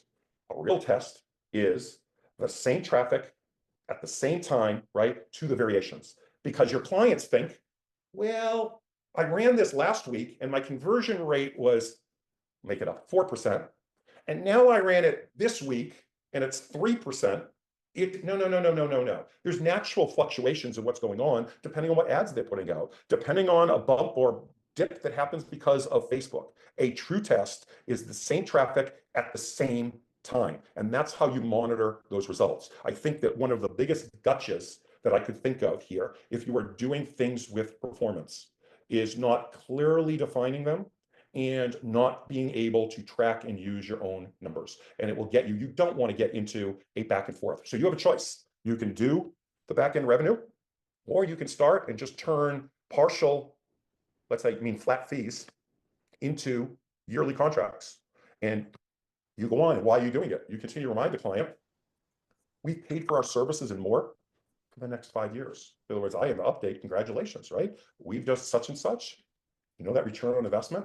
You can include a little snapshot from that. They need to be reminded, right? But now they pay for your services. I position it, which is accurate. You have us for free. building your business, right? We do get a couple of bonuses like in there that we limit, but that's not even the point. So I just want you to think, I think that you need to think about if you're going to go with a back-end revenue type of scenario, understand what control you have and don't have and what those numbers are based on. So I'll stop for a minute and ask both of you what if you have any questions regarding what I said. Add to it. This is to me, this is the most important part of this whole class we're doing, because I've just gotten burned so many times, and I know some people have been burned. So there's two scenarios really, and I agree with everything you're saying, and I'll tell you why. There's two scenarios. So the one is there was a new client, and then the other one is you're already within the organization and you're trying to make a deal. So what so you got to think about it in twos, I think. So if it's a new client, I would never take just a percentage up front, like, because you're training them not to pay you at that point. You're training them to feel like you work for free. They've never had to feel the sting of handing you money before, and they probably don't intend on giving you money in the future. And they might just attribute something they did to their success at that point, or rationalize something away. That's a huge trap. So if it's a new client, you're like, the way I do it, I'll tell you, if it's a new client, I just try to get a retainer of some kind, or even a one-off. But like, I just want them to pay me to do X, because I know I'm going to get in the organization, I'm going to move that needle, and then I'm going to, at that time, I have massive leverage because I'm one of the only people around who's actually making a real difference in terms of data, in terms of the revenue. At that point, I will either move to, retainer plus a percentage of my actual sales that I touch. So like, that's just an easier step. So if you start off, it's just a retainer or a flat fee. Once you hit one out of the park, you make a bigger deal. But I would just say, yeah, I would just do a bigger retainer and a flat fee, or a bigger retainer and a percentage at that point of things I touch. But I'll tell you personally, I want something structured into the contract where after a certain amount of time, as long as it's increasing, I want a percentage of everything after a while. But it's just like you're going up a ladder, but you don't start up here, because people don't believe you. Even if you have a big name, they don't just believe you're going to come in and move the needle. I'm telling you. I just want to make one point to you, what you were saying there, just to clarify. So on the one-off that you talk about, like, so let's just differentiate from my point of view only, and I love what you just said. What I wanted to redefine for what we do, I think a one-off, when you're doing conversion optimization and not coming in to provide them, I'm just making a distinction with a new piece of copy, is that you want to give yourself 3 months. And the reason for that is, if you're doing this right, nobody can guess and have magic that your first test is, a lot of times they do for us, but you're going to be doing work. You're going to be doing, even with the shortcuts, the research, you're going to be going through the frameworks and thinking about their business. You want more shots at that pie or whatever. God, I'm mixing analogies or whatever you want to call it. You want more shots. Yeah, I'm horrible at this. He's laughing. It's true. You want more shots at this. And so why not give you 3 months and never be afraid to say what your fee is? I will agree with you. And that's why, for a lot of reasons, we don't typically want to, although we're dragged in, come in and be part of somebody's business. We really resist it. So when I say flat, I just wanted to make a definition. But mainly, I don't want to take you off point. To your point, one off. I just want to be careful. Don't come in and say we're going to run one test, please. Don't come in and charge 1 month's value for your services. Explain to them what kind of in-depth process you're going to go through that nobody on their team has gone through, and that nobody else that they brought in. We aren't lying. We don't have to hyperbole. Jason, you asked me like in 5 minutes to tell me. Well, I'm explaining to them what we're doing. I mean, in a similar way. It's just not pre-planned or anything. We're explaining when I'm speaking to somebody, listen, these are the steps we're going to do. Here's what we currently see going on in. So I don't want to take you off guard, but I just wanted to say that, yeah, you just want to be careful in what you define as a one-off. So I want CRO, to jump in I on understand that. that, Scott, if I can, because there's an important point there that this is how I landed my role. And what you said there is the in-depth process of what it is that your team is not doing. So for me, I didn't just come in and then like pitch my services. I sent them a document convincing them on the strategy of everything that they were not doing before I pitched them on the bigger deal. So I was doing copy. I wrote them a doc. I included all that stuff about Facebook. So about the fake Facebook ecosystem, that they weren't, having engagement ads, that their ads weren't tied to a point of positioning. So it was kind of giving them a bad score with Facebook. Outlined all that, outlined how they were testing incorrectly. And it was that philosophy. And anyone, I can share that document with you guys if you want. I'll just remove any of the sensitive information and share it, but it was that philosophy that got them, that got them interested. Like, this guy knows he's not just a good copywriter, because I was coming at it from, like, I was getting paid $3,000 a month. So I'm coming in from a junior copywriting perspective. My status is, who's this guy to be, so I knew I had to really sell them on the process before I could sell them on my services. I love that. I just want to say one thing, one twist on that. And this is just, I haven't seen the document, so I don't like Chris. Sure, yeah. I would try to twist, if it were me, I try to twist that to not what you're not doing, but what we're going to do. And the only reason you only little, and you maybe you just, because I know you say that may be I was just exactly. quoting you. Yeah. Yeah, because we said this previously. Nobody wants their baby to be called ugly, right? So you're better off so that you don't hit a negative. I just want that, like I said, it's just one little point to people listening. But you can say, here's exactly what you just did, which is brilliant, which is here is our process. I will let you know that on our side of things, this is all done usually. But yes, we have an agreement. Yep, 100%. But this is done like us talking here.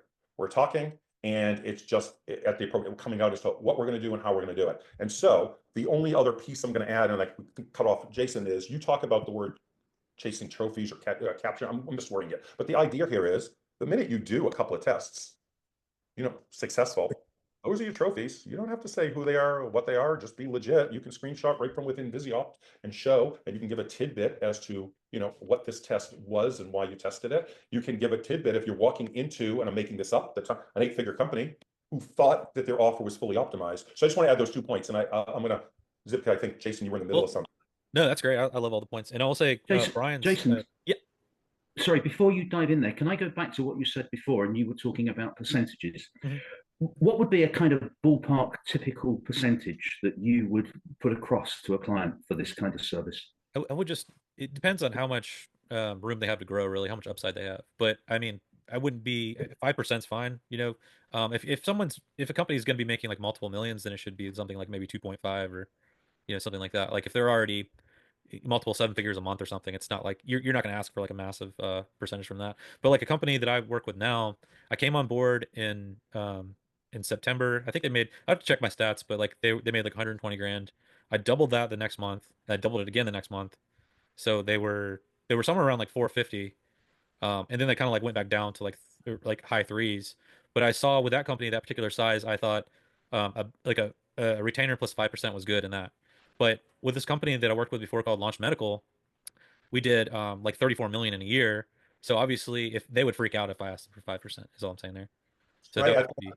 Yeah, okay, great. Thank you. But let me say one more thing too, because a monster company like that, or they're not like Microsoft or something, but in that case, it's like anything past $1 million a month, I will take 2.5%. That's an old Jay Abraham kind of deal, actually. It's more like Abraham-esque. So you just said it. What I was going to say there is it has to become a sliding scale, but I just want to add one important, I think, understanding there. You have to understand the company's values, their structure, and their resources. I will tell you that a big pitfall is companies can't scale.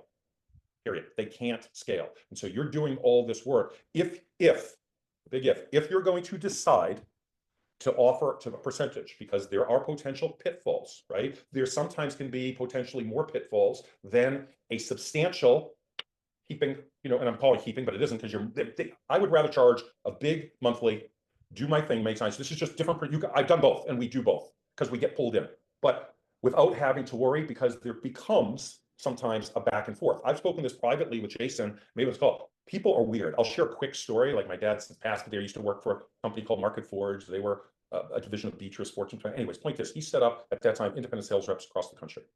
And all the manufacturers were stupid. These the good independent sales reps would start making more than the president of the company. And what's the very first thing you think they did? I remember this as a kid getting this lesson. That's why I bring it up here. And they would always cut their commissions, because all of us as entrepreneurs, hopefully everybody on this call gets, if somebody's bringing me in business, I don't care how much you're making. I want to double and triple it, right? But that's not the way people or human nature thinks. So that's where the pitfall. So I think 2 pitfalls. They'll get out of that contract somehow.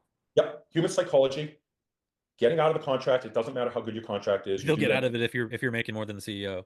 I mean, 100%. Or if the CMO or someone like that notices you made a great deal and you're just a good full stack marketer underneath the CMO, and you start making like 2 or 3 times as much as the CMO, you're going to get cut too. I mean, they'll figure out a way. Like your contract, you're gonna go fight. I mean, it's just, in my position is, listen, one of my best friends is an attorney, so there, but I don't want to deal with attorneys. Like I don't leave, period. So you do that to keep people honest, but who are you going to go fight? So these are pitfalls. So resources, them sticking to the agreement, egos. So you have to make a decision as to what is best for you.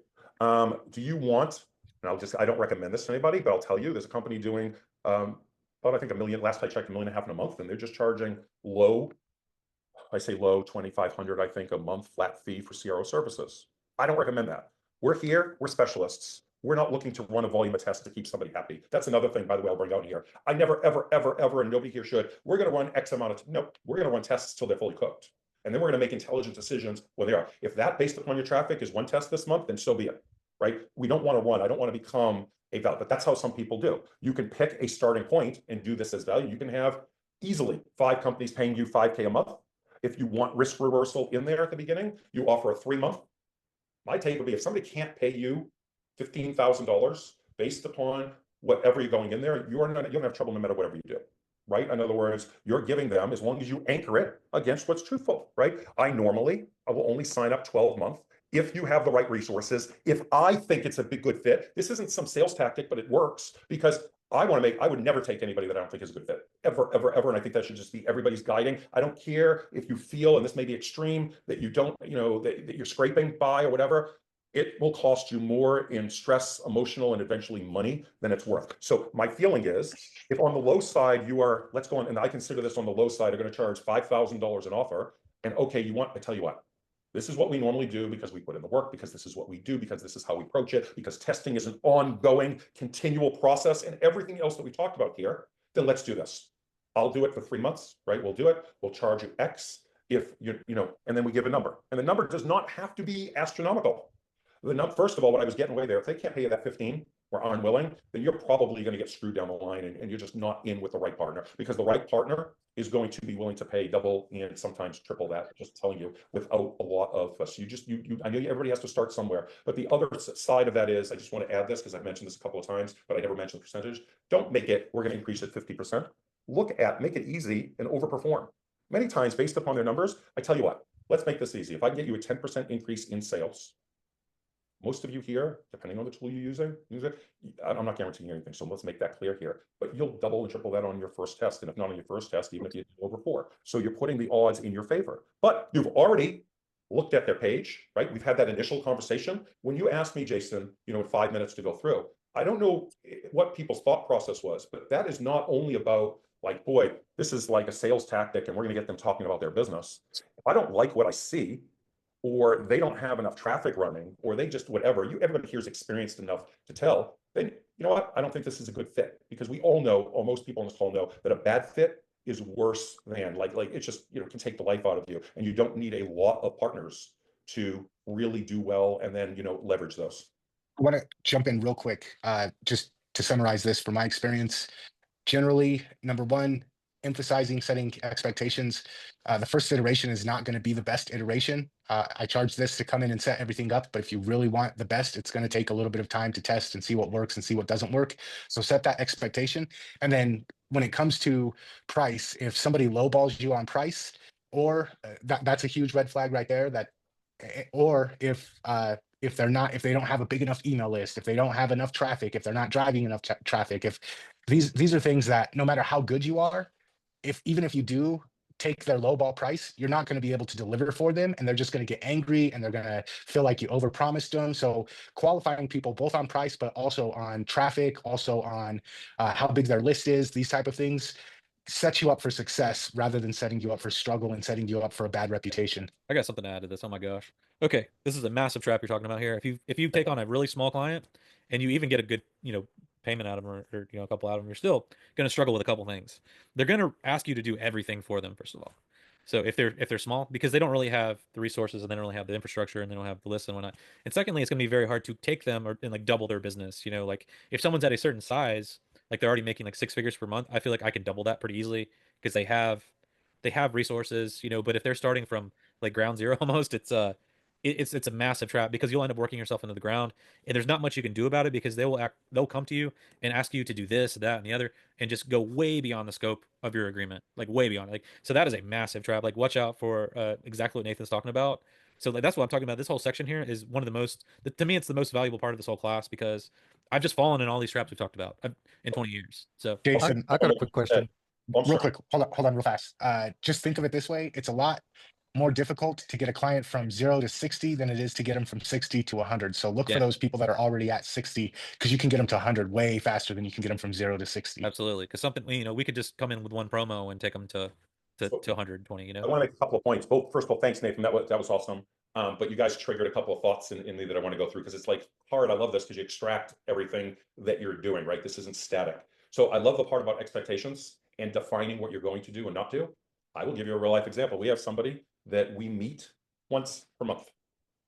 I know when I talk with people in the agency world and they hate the meetings. We update them weekly. We're on Slack, but we physically meet with them one time per month. And this happens with multiple clients. There are other clients you'll get on that want to be on with you 3 times per week. You have to weed that out. You are not there for that. You are not there to run all kinds of fancy reports. I'm going to tell you what our reporting is direct from Visiopt. We screenshot the results as to where we're at with a 1 paragraph where we think it is.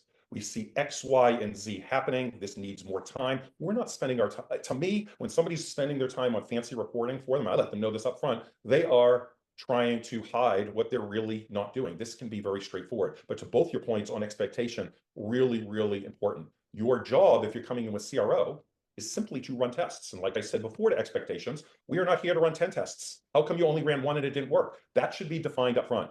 There are needy. The other thing I wrote down was needy.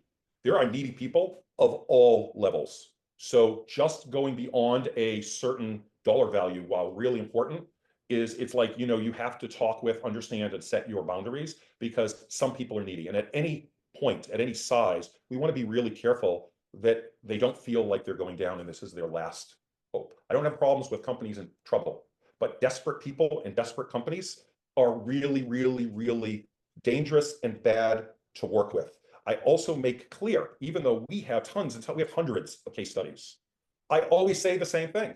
This is to show you what we've done. We're really, really good at it. This is why I'm paraphrasing, right? But we don't guarantee until we get in there. Every test is a test right there.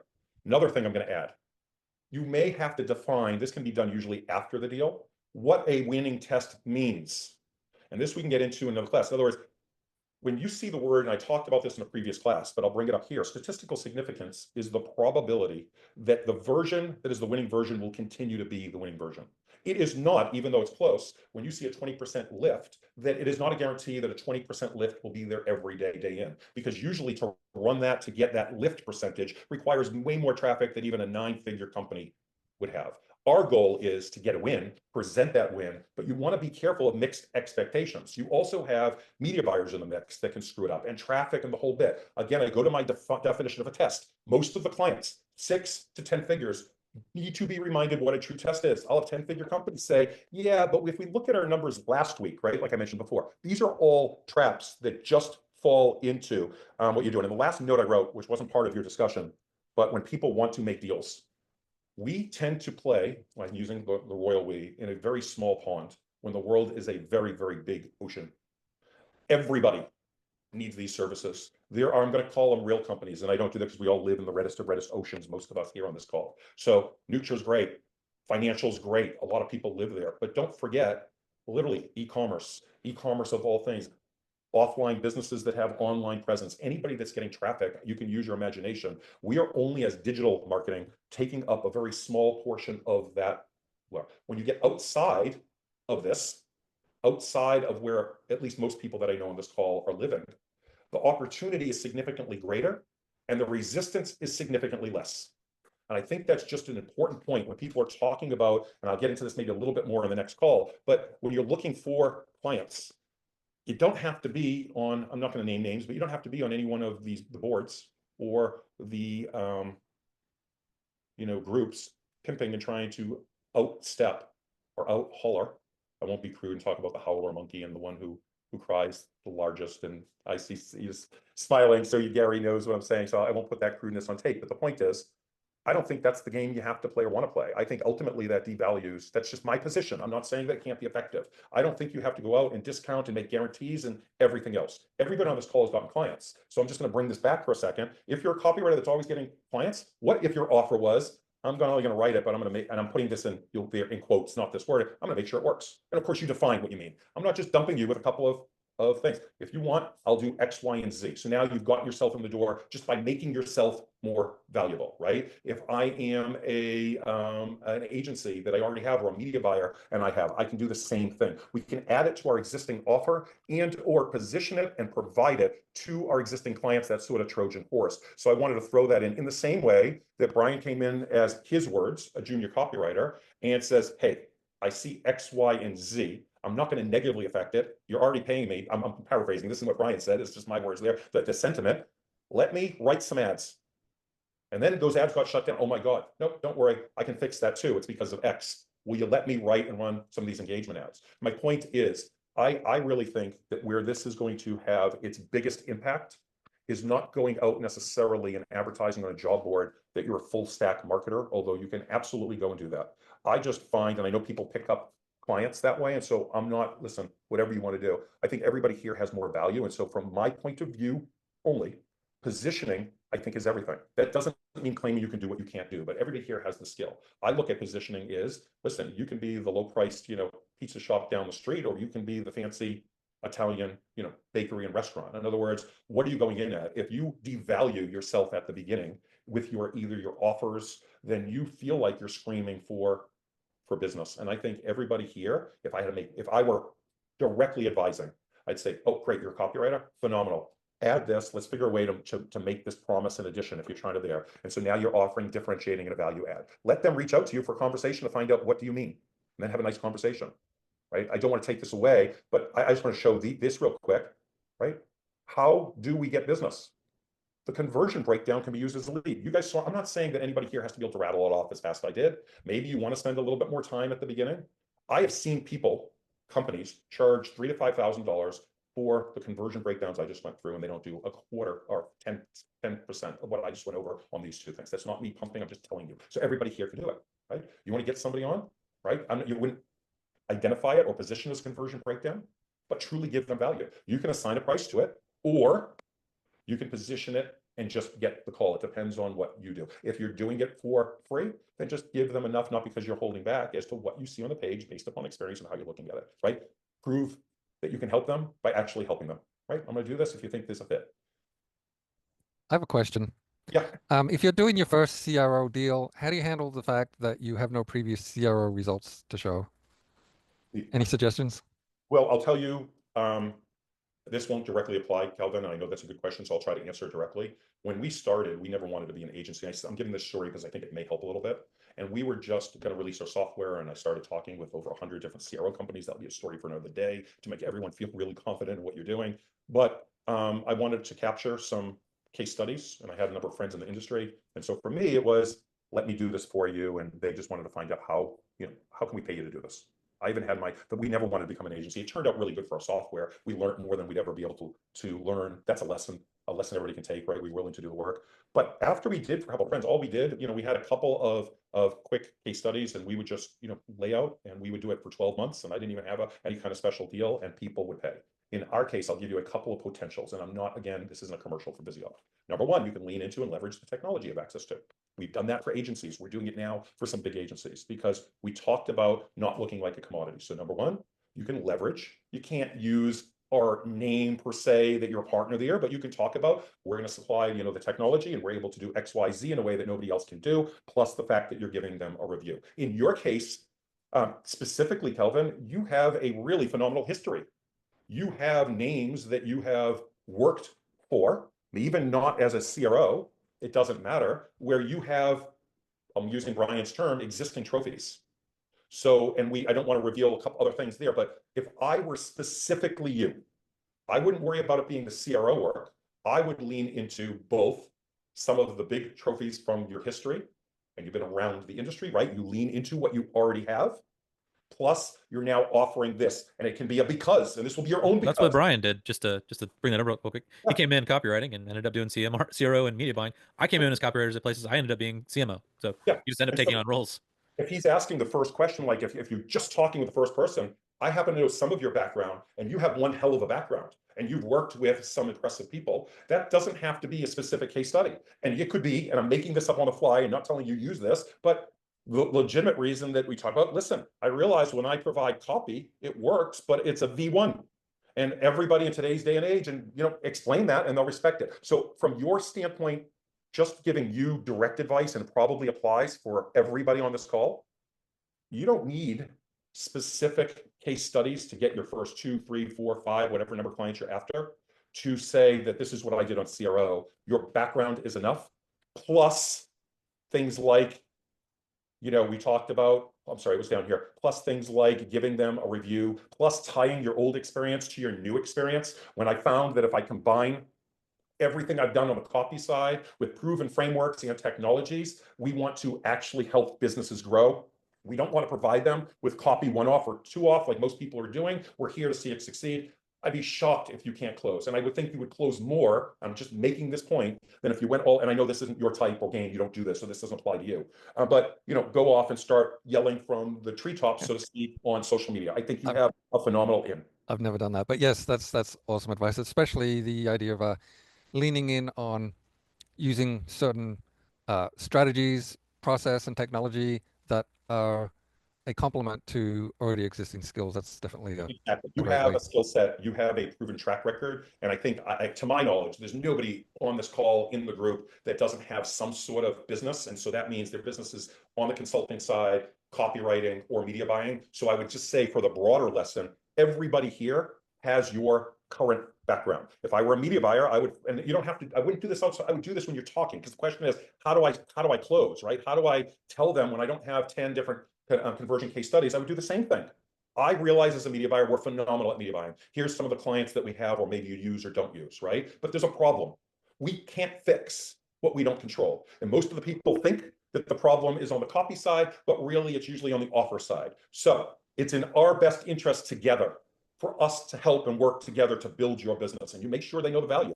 So I think that from a sales standpoint, if we're talking, nobody here has to be worried about that. You just have to leverage your existing assets. If you come in with your existing skill set and you make that big splash we talk about, they're going to be open to anything you have to say at that point. Now you're an expert at whatever you say you are, because you're one of the only people who can move that needle. So if I came in as a copywriter for like $5,000 or something like that, and I had a big splash, I guarantee they'll listen to every word I say if I just made them double what they normally make in their campaigns. And I would say, yeah, I'm also a CRO expert, and here's a proposal for doing CRO as well. And now I just doubled my income there.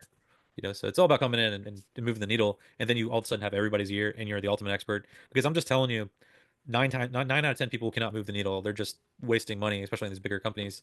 They end up just getting overrun by a lot of people who don't really move the needle. And there's one thing I want to make. One point I want to make too is that when you're a good deal maker and you know these structures, this is very, very common. You could be making more than someone who's overseeing you. Like, it doesn't matter if you're higher up, it doesn't mean you're making more. People don't know what each other are making in these companies within these structures. The CEO knows, but beyond that, like, people just don't know what each other are making. And then, like, I was at a company where the owner died one time, and they found out what I was making. I found out I was making like in the top five of the company, and the one of the O's cut me out. He got pissed because he was overseeing me technically. But you See, see that that goes happens all the exactly time. to what we said, right? Yeah, and but it all has to do, and I've just fallen in every trap possible we've talked about before, and that's why find this to be so valuable. All has to do with just knowing how to structure the right deal, and like when you make a splash, that's your time to go for the kill for something better. That's just been my strategy, and I've seen other people do that in companies too. Like the ones who come in as a media buyer and crush it end up getting asked to be the CMO, or just making a proposal to be the CMO for etc. And I've done that myself like multiple times, so it just I works. want to make two more notes. I want you to demonstrate the other, not to push, but we're going to come in on 3 hours. I love it. I hope everybody here loved this.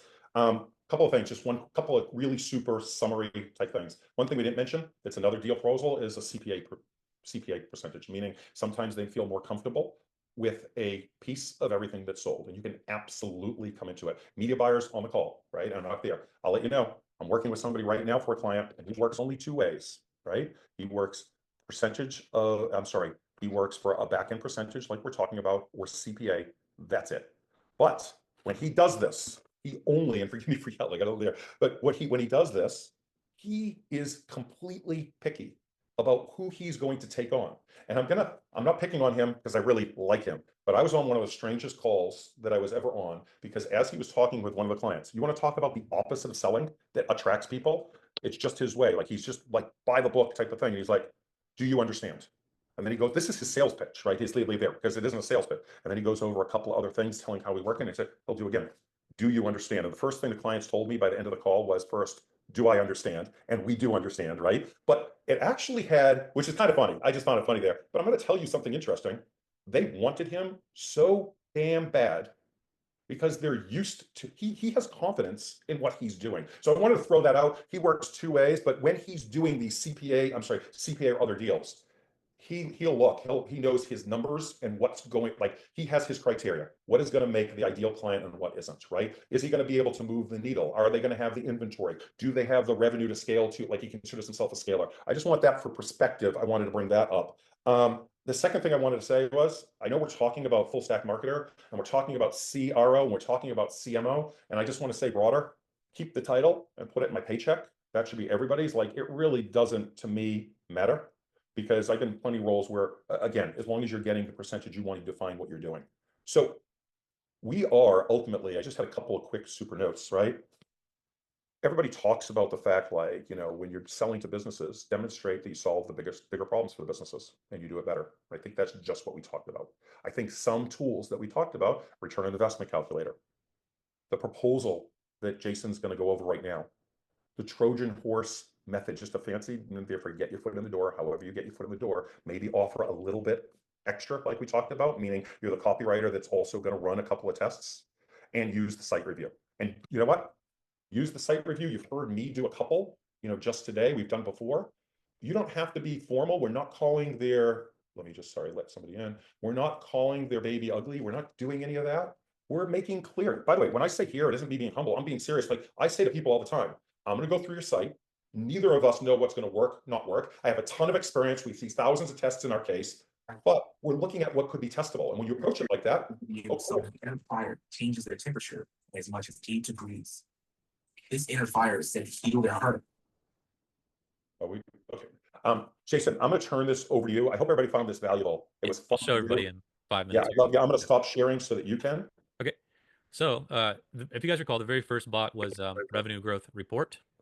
And what it does is ask you, I think 5 questions, I believe, about your potential clients or your clients' numbers and how it's gonna affect their bottom line when they work with you. So it spits out this report, right? So I just want to show you real quick. We need this report to use the new bot. So we're kind of tying the very first bot we got to the very last bot we got for CRO. There may be more, but I want to make one out of what Brian said earlier about that document. But anyway, so this is the new one though. And this is going to just generate, it's going to ask you 3 questions and it's going to generate 3 different proposal structures with deal structures in them that are along the lines of Scott's type deals that he makes. And you can tweak them however you want, but it's going to spit out 3 different proposal deals for CRO. But all you do is you go ready, or you can type anything and it'll ask you the questions. It's very simple. What is your name in your company? Jason Parker, and Full Stack Marketer, not a real company, but we'll say Full Stack Marketer's company. All right. And who is this person's name that I'm trying to make the deal with? Jack Persons. And their company name is Person LLC. Okay. So now it's just going to ask me for the revenue growth report. So this is the last question. I'm going to go back over here to this revenue growth report that I generated. I'm going to just highlight it and I'm going to just control copy, go back over here, and I'm just going to paste it in so that it has all that information it needs to generate the proposals. Okay, so proposal number 1 is a flat fee for optimization only. A full stack marketer, we specialize in helping businesses like Person LLC unlock their revenue potential. And then it has a scope of work that's CRO related, audit and analysis, strategic recommendations, implementation and testing, reporting and optimization, why choose us. And then we need to put the actual report in here, but it's giving us a spot to put the growth report. I think it will just end up automatically putting in there what I get supposed to. I think it's just crapping out on me a little bit. And here is the investment. So this is $7,500 based on a project complexity. Fee includes all the services. So that's the first just flat fee proposal.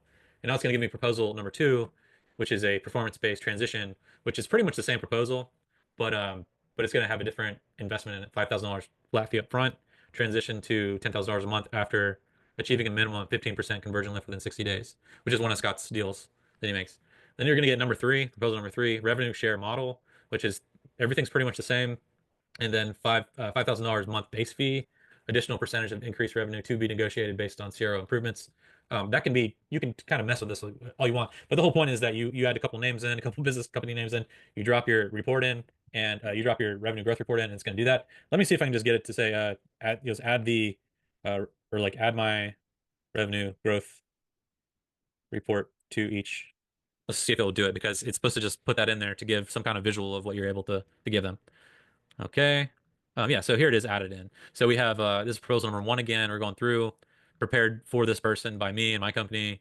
Everything as before, but in this case, it has the revenue growth report in it and all the metrics. So time period ROI, net revenue increase, summary of calculations, exponential growth with higher conversion rates, and then the investment, and then next steps, name signature.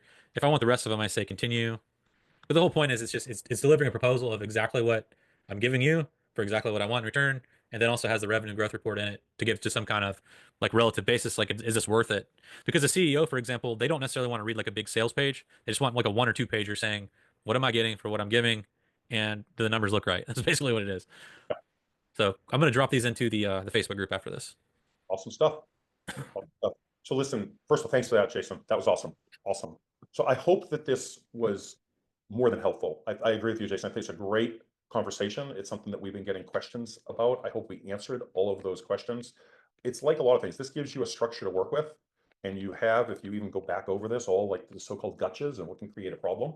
But again, I think if you avoid those, and the big word for me is just know your value. And I feel like I feel there's a group or something that does it's called Know Your Value. I think the women's group, which is fine. But I think it directly applies here, right? Don't undersell yourself. I think that doing so ultimately causes you to be looked upon by who you're trying to sell. There are companies, I'll leave with this one thing. There are companies of certain sizes that if you undervalue yourselves, they have zero interest. They sort of want to know what's wrong. They will not trust you. The same thing takes place, by the way, when we're testing pricing on the marketplace, right?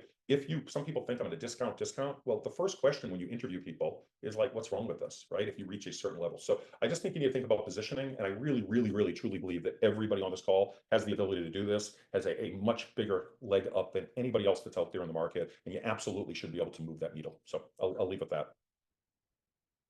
Okay. Awesome. Yeah, it's a great class. I know it ran really long, but I say we go ahead and close it down, and I'll post everything in the Facebook group. I'm going to load up the replay as well. I would recommend rewatching the deal making section because I've just been burned so many times before. So yeah. Awesome. Thank you, everybody. Thanks. Thank you. Thanks for hanging around, everybody. Awesome. The last Again, standing. always awesome. Thanks. Bye. Appreciate it. Thanks, guys. Thank you.